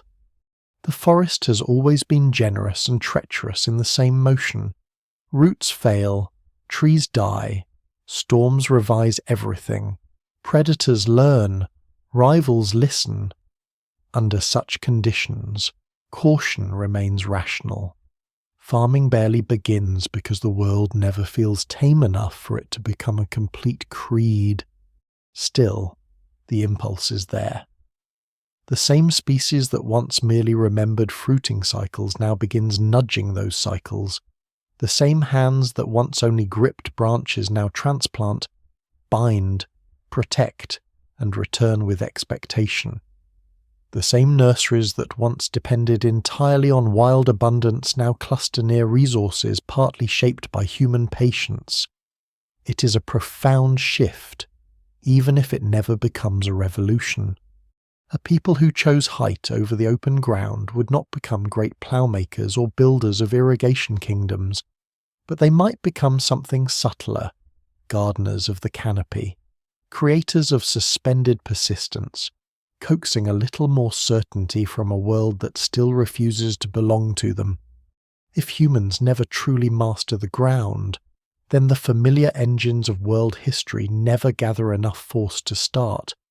There are no great road systems stretching across plains and mountains, no heavy carts grinding grooves into earth, no vast cities fed by cereal hinterlands, no defensive walls enclosing populations that can no longer retreat into the forest, no monuments raised from quarried stone by the labour of thousands who spend their lives on stable surfaces, no imperial capitals absorbing grain, law, tribute, and memory from conquered distance. The absence of a savannah revolution does not just alter prehistory, it removes the foundation beneath almost everything we later call civilization. The world remains human, but it never becomes imperial. That is not because intelligence stalls. By now these scattered forest peoples would be rich in memory, symbolism, ecological knowledge, social nuance, and specialized craft. Some would maintain semi-permanent canopy settlements. Some would manage productive tree corridors with the patience of generations. Some would develop complex ritual geographies tied to ancestral crowns, storm routes, extinct neighbouring peoples, and the old shrinking of the forests. But all of this unfolds within severe physical limits. Great empires require concentration of food, labour, transport, coercion, administration. Each of those depends on reliable surplus and cheap movement across distance. a humanity still burdened by difficult storage, fragile settlement, and costly terrestrial travel cannot easily build such concentrations. The species remains locally elaborate and globally sparse. To understand how decisive this is, it helps to see what empires really feed on. They feed on predictability, grain harvest that can be counted, taxed, and stored, roads that hold under repeated traffic, rivers crossed by infrastructure rather than fear, messengers who can travel under authority rather than under constant ecological risk, buildings that outlast the generation that made them, archives, armies, schedules. These are not merely political achievements. They are ecological triumphs over friction. In our own history, once enough friction is removed, power begins to scale. A ruler can command beyond the sight of their own voice. A city can depend on distant soil. A temple can outlast the beliefs of its builders. In the canopy world, friction remains sovereign. Movement is still difficult. Surplus still spoils. Memory still lives mostly in bodies, and repeated speech rather than in durable stored text. Authority therefore struggles to extend far beyond immediate relations and known places. Even warfare stays small by historical standards. That does not mean peace. Far from it. Conflict would remain common where refugees are tight, resources seasonal, or descent routes strategically valuable. But war without roads, large stores, draft animals, metal mass production, or secure field camps cannot scale into the familiar machinery of conquest. Raids, ambushes, territorial exclusion, hostage-taking, sabotage of routes, and seasonal sieges of access points would likely occur. One group might harry another's descent corridor during a drought. Rival lineages might cut lashing supports or occupy a crucial nursery cluster. Edge populations with greater ground tolerance might dominate more conservative neighbours for a time. Yet all of this remains bounded by ecology. An army cannot march easily through broken forests if its own food spoils and its infants, elders, or wounded have nowhere secure to go. Violence remains intimate, positional, and exhausting rather than bureaucratically grand. This also changes writing, if writing appears at all. Writing in our world usually grows where administration, memory, trade, ritual, or law demand durable external records. It benefits from settled surfaces, repeated symbols, stable teaching institutions, and materials that can be stored. A canopy humanity would still possess oral richness, and perhaps highly developed mnemonic systems, carved marks on wood, bark, bone, or charred surfaces might exist in limited ways, ownership signs, route symbols near key descent points, ritual notations, commemorative marks. But the environment is hostile to archives, moisture destroys, insects devour, fire is rare and risky, pottery limited, stone storage awkward, large buildings almost absent. Scholars still debate why writing emerges in some societies and not others, because intelligence alone does not explain it. Here the obstacle would not be mental capacity, but material instability. A civilization that remembers through voice and place may simply never externalize memory on a scale large enough to found states. Trade would exist, but slowly and unevenly. No human world remains entirely sealed. Distinct refugees would exchange mates, stories, rare materials, techniques, perhaps prized fibers, unusual stone, shells from distant coasts, pigments, or ritual objects light enough to carry through difficult routes. River-edge peoples might serve as dangerous intermediaries. Montane groups could exchange cold weather knowledge for access to lowland resources. but trade networks without roads and beasts of burden remain thin. They spread prestige more easily than staples, ideas more easily than bulk goods. A rare stone blade or a ceremonial cord pattern may travel farther than food ever could. That creates cultural webs without creating commercial empires. The world becomes connected in whispers rather than in infrastructure. Without large states, law remains personal and local. Rules would be remembered, enforced, and negotiated by kin groups, elders, ritual specialists, or those who control key productive and safe spaces. Justice might focus less on abstract crimes and more on repair, exclusion, compensation, or managed separation. A person who causes a fatal fall through negligence, steals from a nursery cache, endangers a crossing in storm season, or betrays a rival truce would threaten the fabric of survival directly. Punishments would therefore be practical: denial of access to a safe route, loss of sleeping rights in a productive cluster, restricted mating exchange, supervised movement, in some cases expulsion, which in a fragmented forest world could amount to a death sentence delayed only by luck. No single explanation fully accounts for how legal systems emerge. But formal law codes generally require durable institutions and stored authority. These peoples would instead live inside thick customary systems bound to memory and immediate consequence.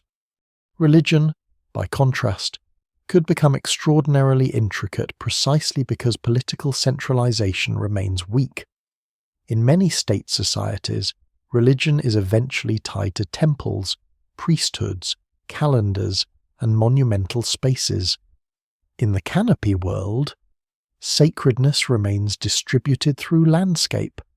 Particular trees, storm corridors, refuge boundaries, predator encounters, and remembered extinctions of neighbouring peoples would all gather mythic force.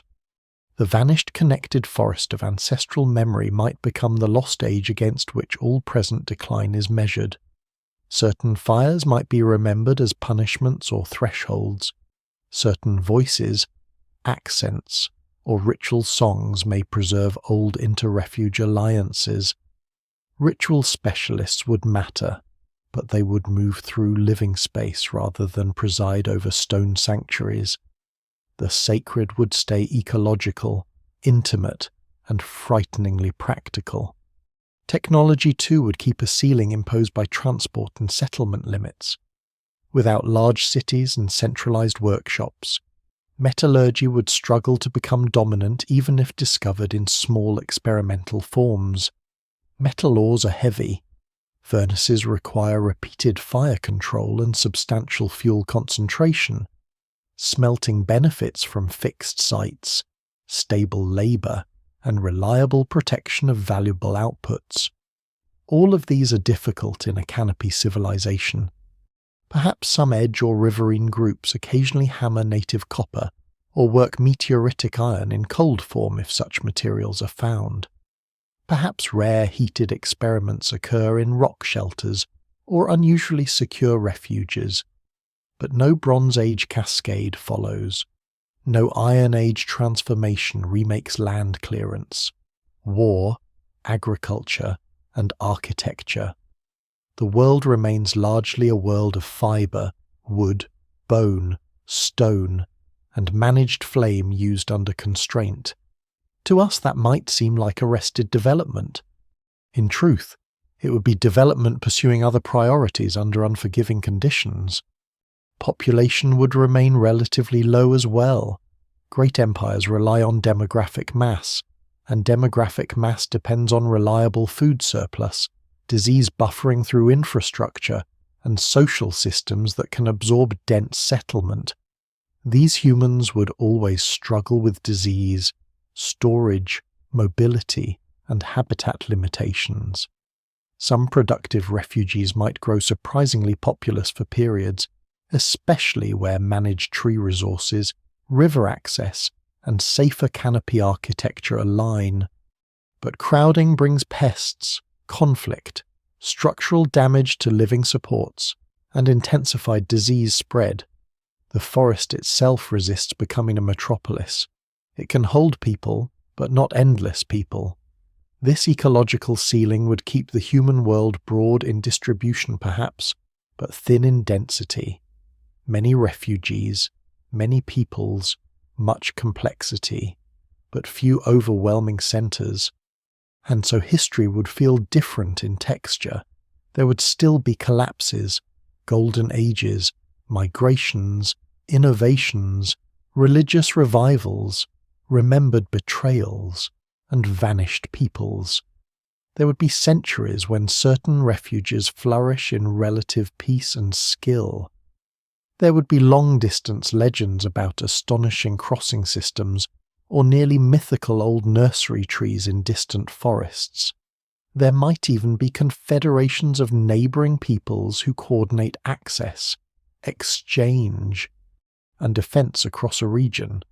But these would not harden into Rome, Chin, or Egypt. They would lack the ecological substrate. Their achievements would remain distributed, adaptive, and mortal in ways our own great states often hide behind stone. What disappears with empire is not only domination, it is also the scale of forgetting that empire makes possible. Monumental civilizations often imagine themselves permanent. They bury older landscapes under roads, law, writing, and architecture, then mistake their own footprint for inevitability. A canopy humanity would never enjoy that illusion for long. Storms still tear apart settlement, trees still die, food still depends on living systems that cannot be fully commanded. Power remains close to ecological reality. That may prevent some forms of grandeur, but it may also prevent some forms of catastrophe. No empire means no imperial clearances of whole continents, no giant armies grinding populations into tribute systems, no industrial extraction at planetary scale. The human mark remains lighter, though not harmless. Forest peoples would still overuse refuges, drive local species into trouble, and fight bitterly over scarce abundance. But the world itself would remain larger relative to them. This is perhaps the strangest result of all. A world without great empires is not a world without history. It is a world where history stays plural. Many centres, many memories, many small collapses instead of one giant rise, many sacred geographies instead of universal maps. Humanity would remain culturally rich, but politically diffuse. No imperial capitals would gather all roads because there would be no all roads to gather. No conqueror would stand over the continents and mistake mobility for destiny.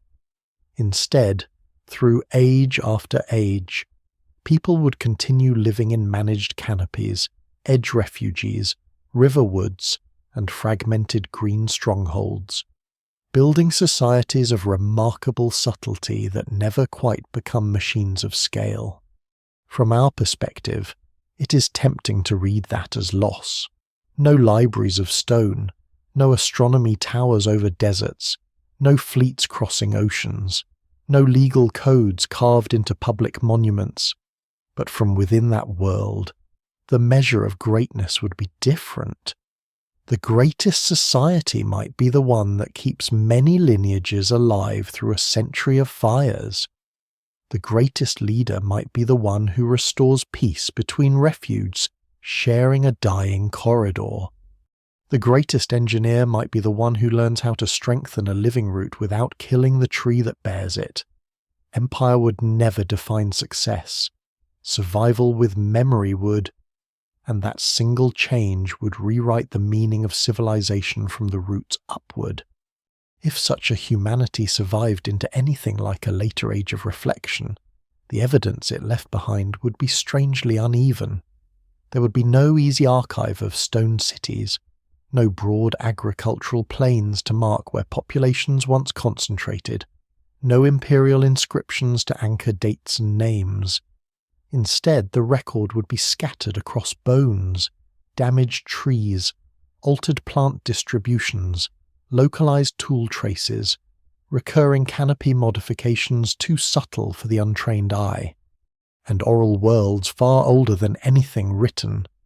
To later investigators, whether those investigators were descendants of the same forest peoples, more ground-tolerant human branches, or some far-removed scientific culture, the past of the tree-bound humans would look both intimate and frustrating. It would be everywhere in small clues and nowhere in overwhelming certainty. Bones would be among the clearest witnesses, but even they would speak in a language of ambiguity. A skeleton shaped by long arboreal adaptation would leave traces that biological anthropologists would recognize at once. Shoulders built for heavy overhead loading, curved phalanges hinting at powerful grasping, lower limbs less specialized for endurance walking, feet showing retained mobility inconsistent with fully modern terrestrial gait. Joint wear patterns might reveal lives spent climbing, hanging, balancing, and bracing against unstable supports. Fracture patterns would matter too: healed wrist breaks, compressed vertebrae, damaged ankles, shoulder dislocations, and rib injuries could accumulate in frequencies suggesting repeated falls and strain rather than occasional accidents. What survives in real paleoanthropology already shows how much behavior can be inferred from anatomy and trauma. In this world, such clues would be load-bearing. Scholars still debate many details of locomotion even from well-preserved fossils, and the evidence remains incomplete whenever samples are small. But a repeated pattern of arboreal strain across generations would be difficult to dismiss. The challenge would be context: bones found in caves, riverbanks, or rare dry deposits tell only fragments of the story. Most of the life happened above ground, in humid environments hostile to preservation. Sleeping platforms decay, lashings vanish, bark containers rot, managed branches resume growth or collapse into the soil without fanfare. A future archaeologist might uncover a few worked stones beneath an old descent point and conclude that tool use was limited, never realizing that the real technological world had lived in fiber and wood. This would become one of the central interpretive mistakes surrounding the species. Low preservation would masquerade as low complexity. Entire schools of thought might arise claiming these humans were behaviorally conservative or technologically stagnant, simply because their cleverest inventions were made of things the earth does not keep. The forest itself, however, would preserve signatures for those who knew how to read them. Certain refuges might contain unusual concentrations of favored tree species, not explainable by climate alone. Some canopy corridors could show generations of human reinforcement through growth scars, repeated trimming, or oddly patterned branch architecture. Productive trees near old nursery zones might appear in clusters too deliberate to be accidental. In places where semi-permanent suspended settlements once stood, the ground below might carry distinctive accumulations of organic debris, altered soil chemistry, concentrated seeds, insect remains, and broken tools dropped over long occupation. This is the kind of evidence modern landscape archaeology already tries to detect in more familiar human settings. Here it would have to become far more subtle and ecological, blurring the line between natural forest structure and cultural modification. No single explanation fully accounts for anomalous vegetation patterns, storms, animals, fire, and human management can all leave overlapping marks.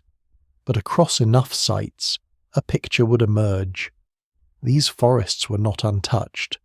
They were inhabited intensely and patiently by people who built with life rather than against it.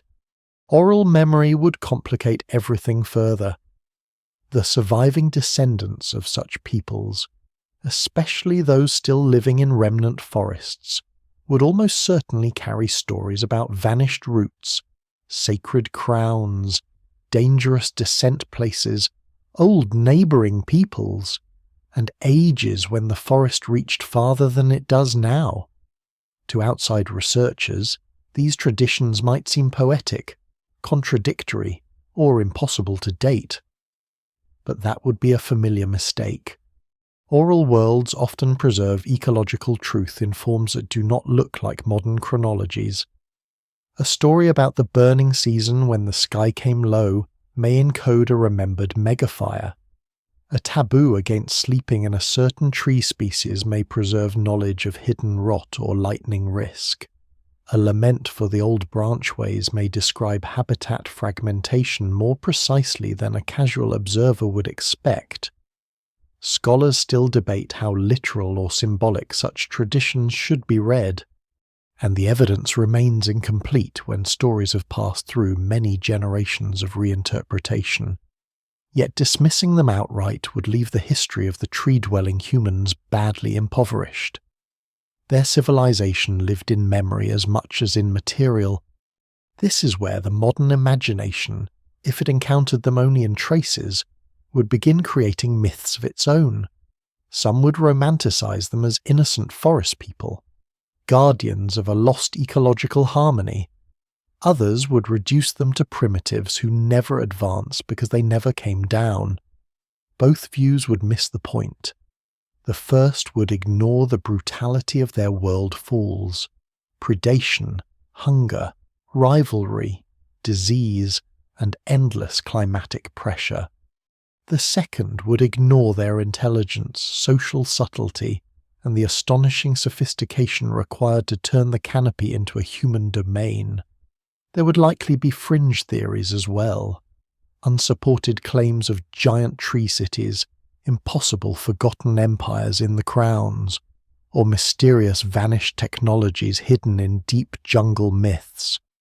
Such ideas would flourish precisely because the real evidence is partial enough to invite projection. This is a common fate of incomplete pasts. Where archives are thin, fantasy grows quickly in the gaps. A more careful science would take longer and say less dramatically interesting things, but those things would be deeper. It would compare skeletal biomechanics, plant distributions, predator remains, soil signatures, tool assemblages, and oral geographies. It would map old refuges and notice that many align with unusual biodiversity and long-term human modification.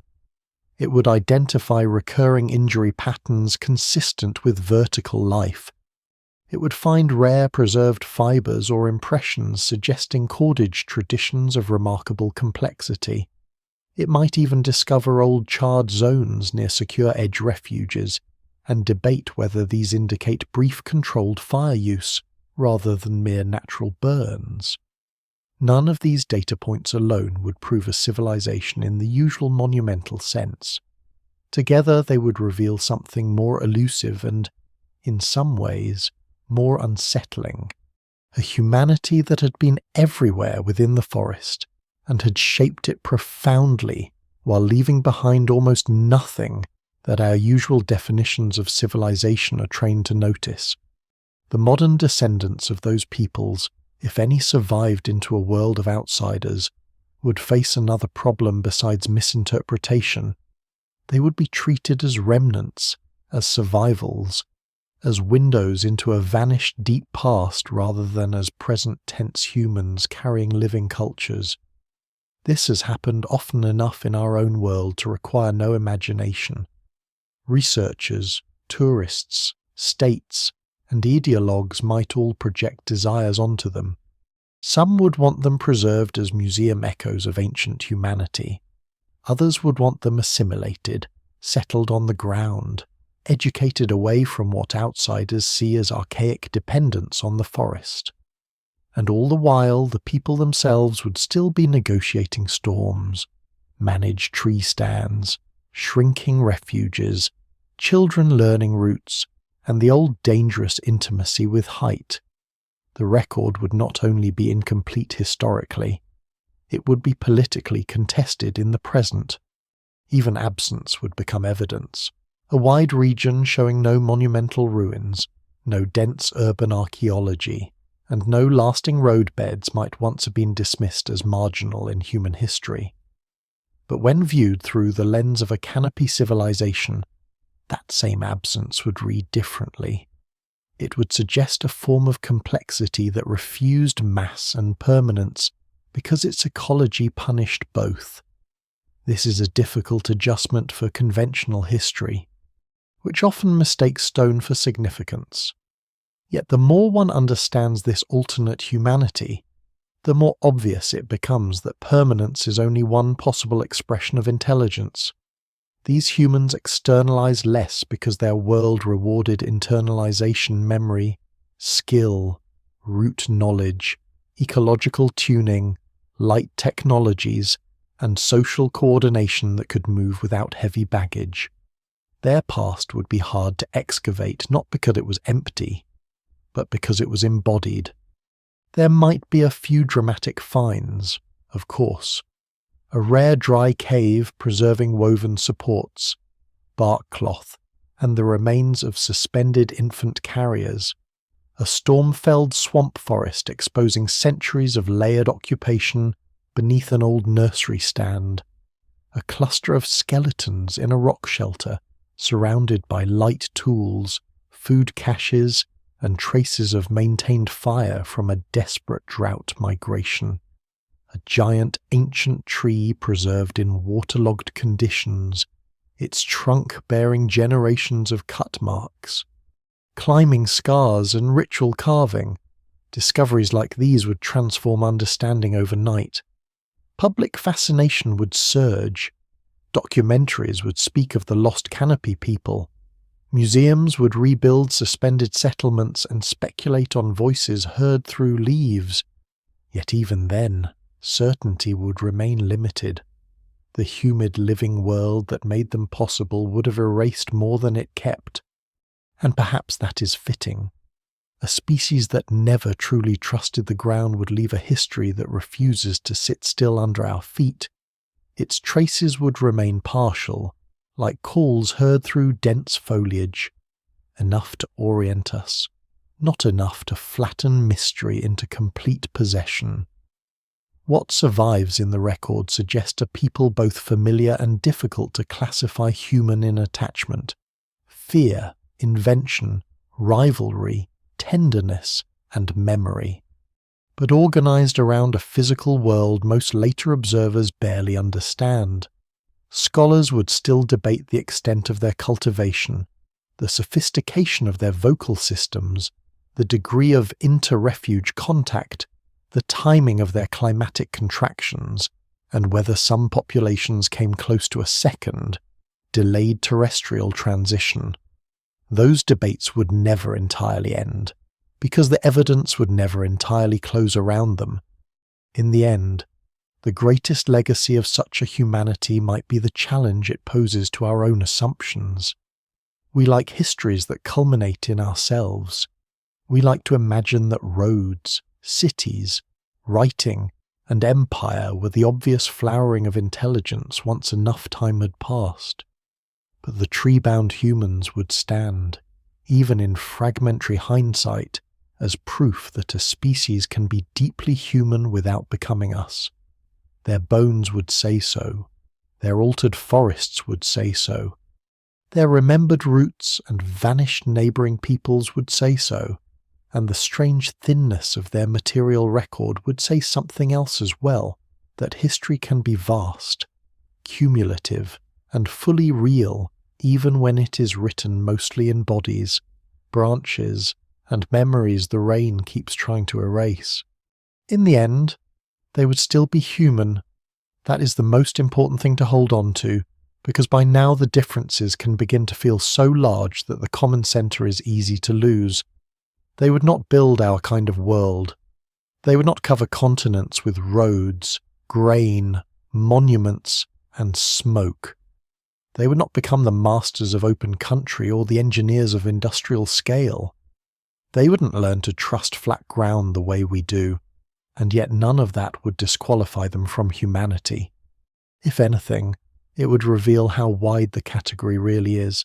A species can choose height by inheritance rather than intention, and still arrive at tenderness, fear, memory, ritual, adaptation, care for the young, grief for the dead, and 1,000 daily acts of invention against a dangerous world. The trees would not prevent them from becoming human. They would simply teach them a different answer to the question of what being human is for. That answer would begin with strength, but not the crude kind that later fantasies admire, not brute force for its own sake, not domination through size alone. The strength of these people would be functional, specific, inseparable from restraint. Hands strong enough to hold through rain, shoulders strong enough to raise the body again and again through a world of unstable support, feet strong enough to remember what ours forgot, arms that do not merely lift, but measure, absorb, and protect. The whole body becomes a survival instrument tuned to tension rather than release, to outside eyes, especially the eyes of some ground-dwelling alternative humanity. This might look like a species that prize strength over intelligence, but that would be a misunderstanding born of distance. Their strength would be one expression of intelligence, not its opposite. In a forest, the body has to think. That is why the old contrast between muscle and mind breaks down here. A good climber is not simply powerful. A good climber is predictive. They know where weight will transfer before the branch moves. They feel the danger of wet bark before the foot commits. They hear the change in the group's breathing before panic spreads. They remember which route remains safe when wind rises from the east. They sense when a child's grip is tiring even before the child makes a sound. This is intelligence braided so tightly into the body that it stops looking like thought to anyone trained to define thought only by tools, symbols, and monuments. But monuments are not the only evidence of mind. Sometimes the evidence is a people who survive generation after generation in a world that punishes every lapse immediately. What would distinguish them most from us, perhaps, is not what they know, but what they never forget. We became a species that can afford, at times, to be careless about environment because we learned to buffer ourselves with fire, walls, stores, roads, and eventually systems so vast that the individual often forgets what keeps life going. They would never get that luxury. Their civilization would keep dependence visible. The branch is alive. The root can fail. The tree that shelters you can die. The fruiting cycle can collapse. The predator still has a claim on the night. Even managed abundance stays partly wild.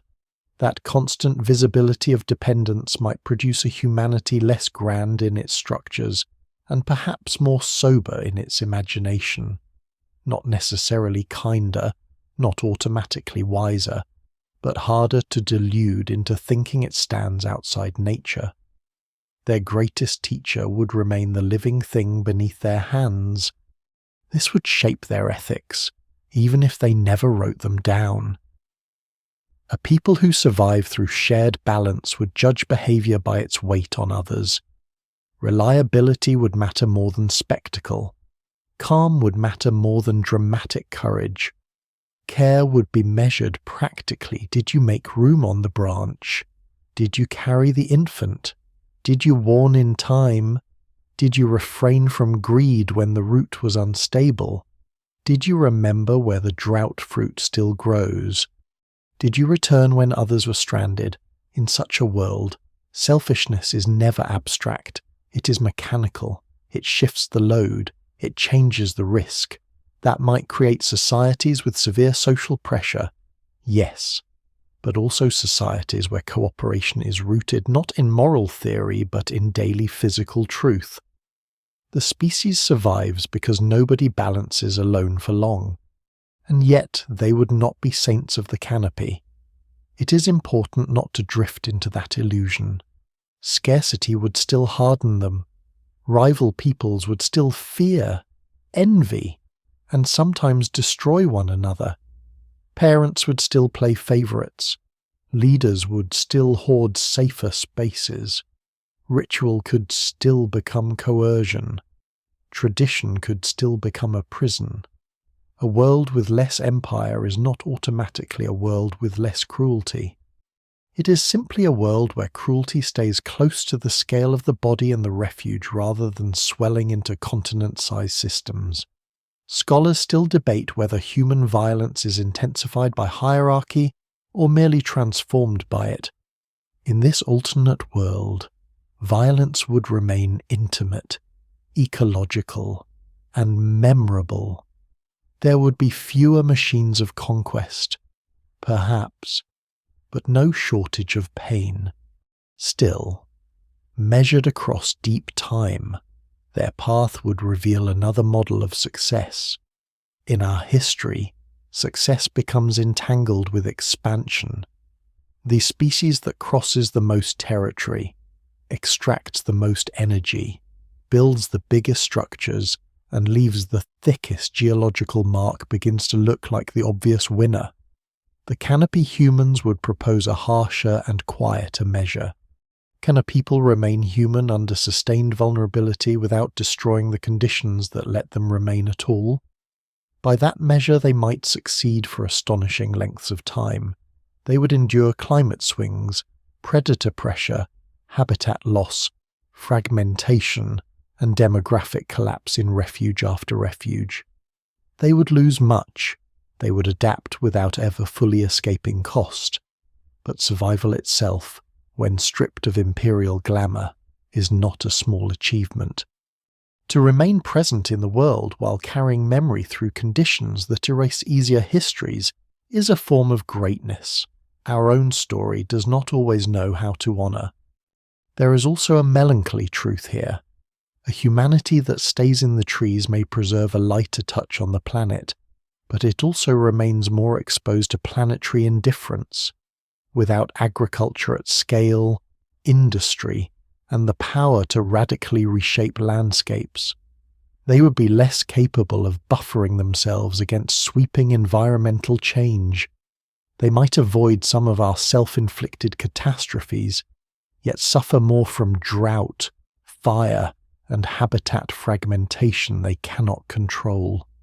Their path would not be morally superior in any easy sense. It would simply be narrower, more intimate, and more vulnerable. The forest gives them a world. The forest also limits what they can become when that world begins to fail. This is why the idea of choosing height over intelligence turns out to be false at the deepest level. They never truly choose strength over intelligence. They choose, or rather inherit, a form of life in which strength must carry intelligence inside it. They become experts in the difficult balance between force and foresight, memory and motion, caution and need.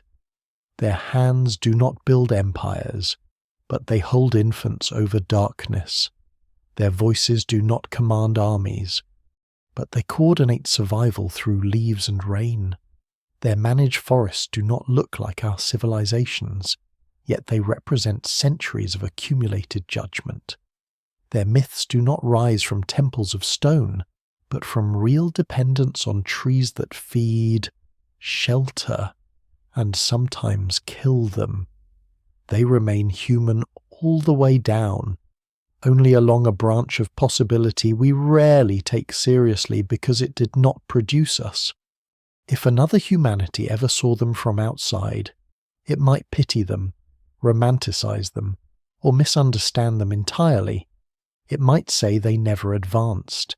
It might say they stayed too close to the animal world. It might say they lacked ambition because they never converted the earth into machinery and monument. But those judgments would reveal more about the observers than about the observed. To live suspended above a hostile ground, to develop culture in materials that decay, to make memory substitute for architecture, to turn a forest into a social universe without ever fully taming it, none of that is failure. It is simply a different wager on survival, and like all human wagers, it would be paid for in full.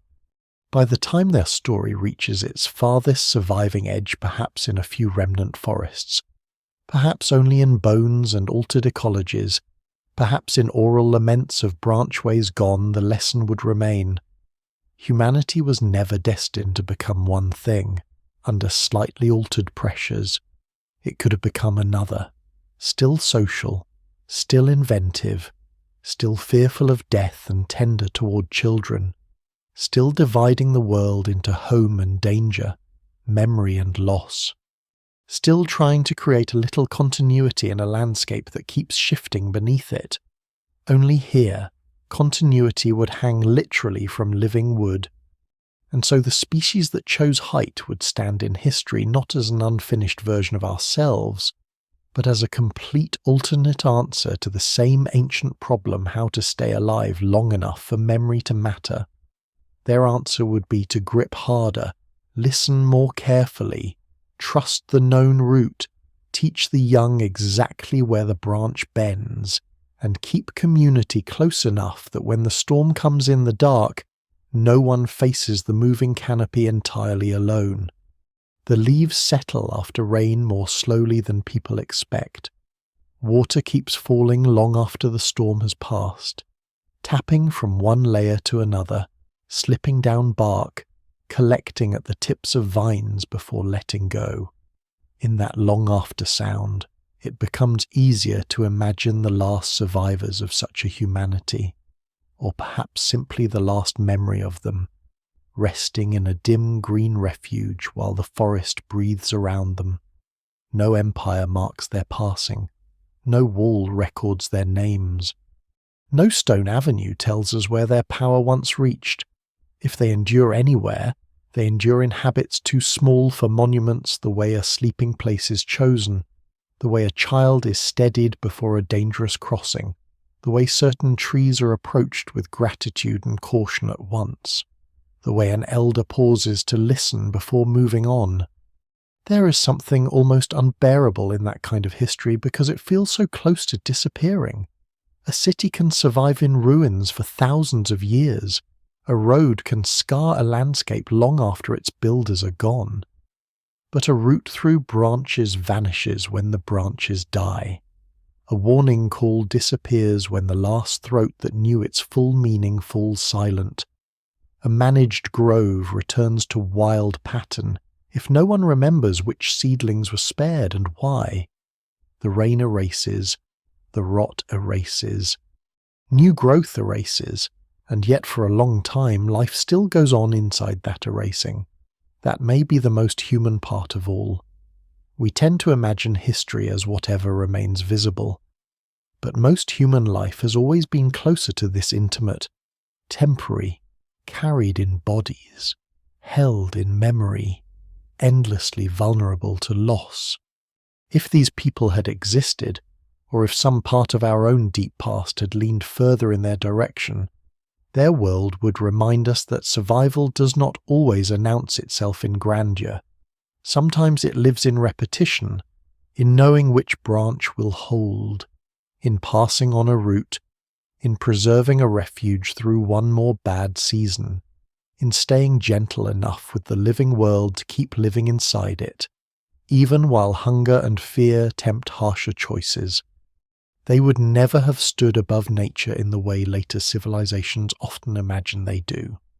They would have remained within it, held up by it, punished by it, and taught by it every day.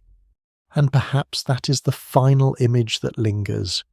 Not a lost city hidden in vines, not an ancient secret waiting to overturn everything we know, just a canopy at dusk, darkening layer by layer, with a few human figures settling into the branches as they have done for ages beyond counting.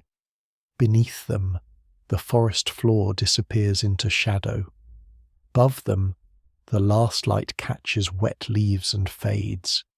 somewhere in the near distance. A low familiar call answers another. The group tightens close. The night comes on, and for one more night, in a world that was never built for certainty, they hold on.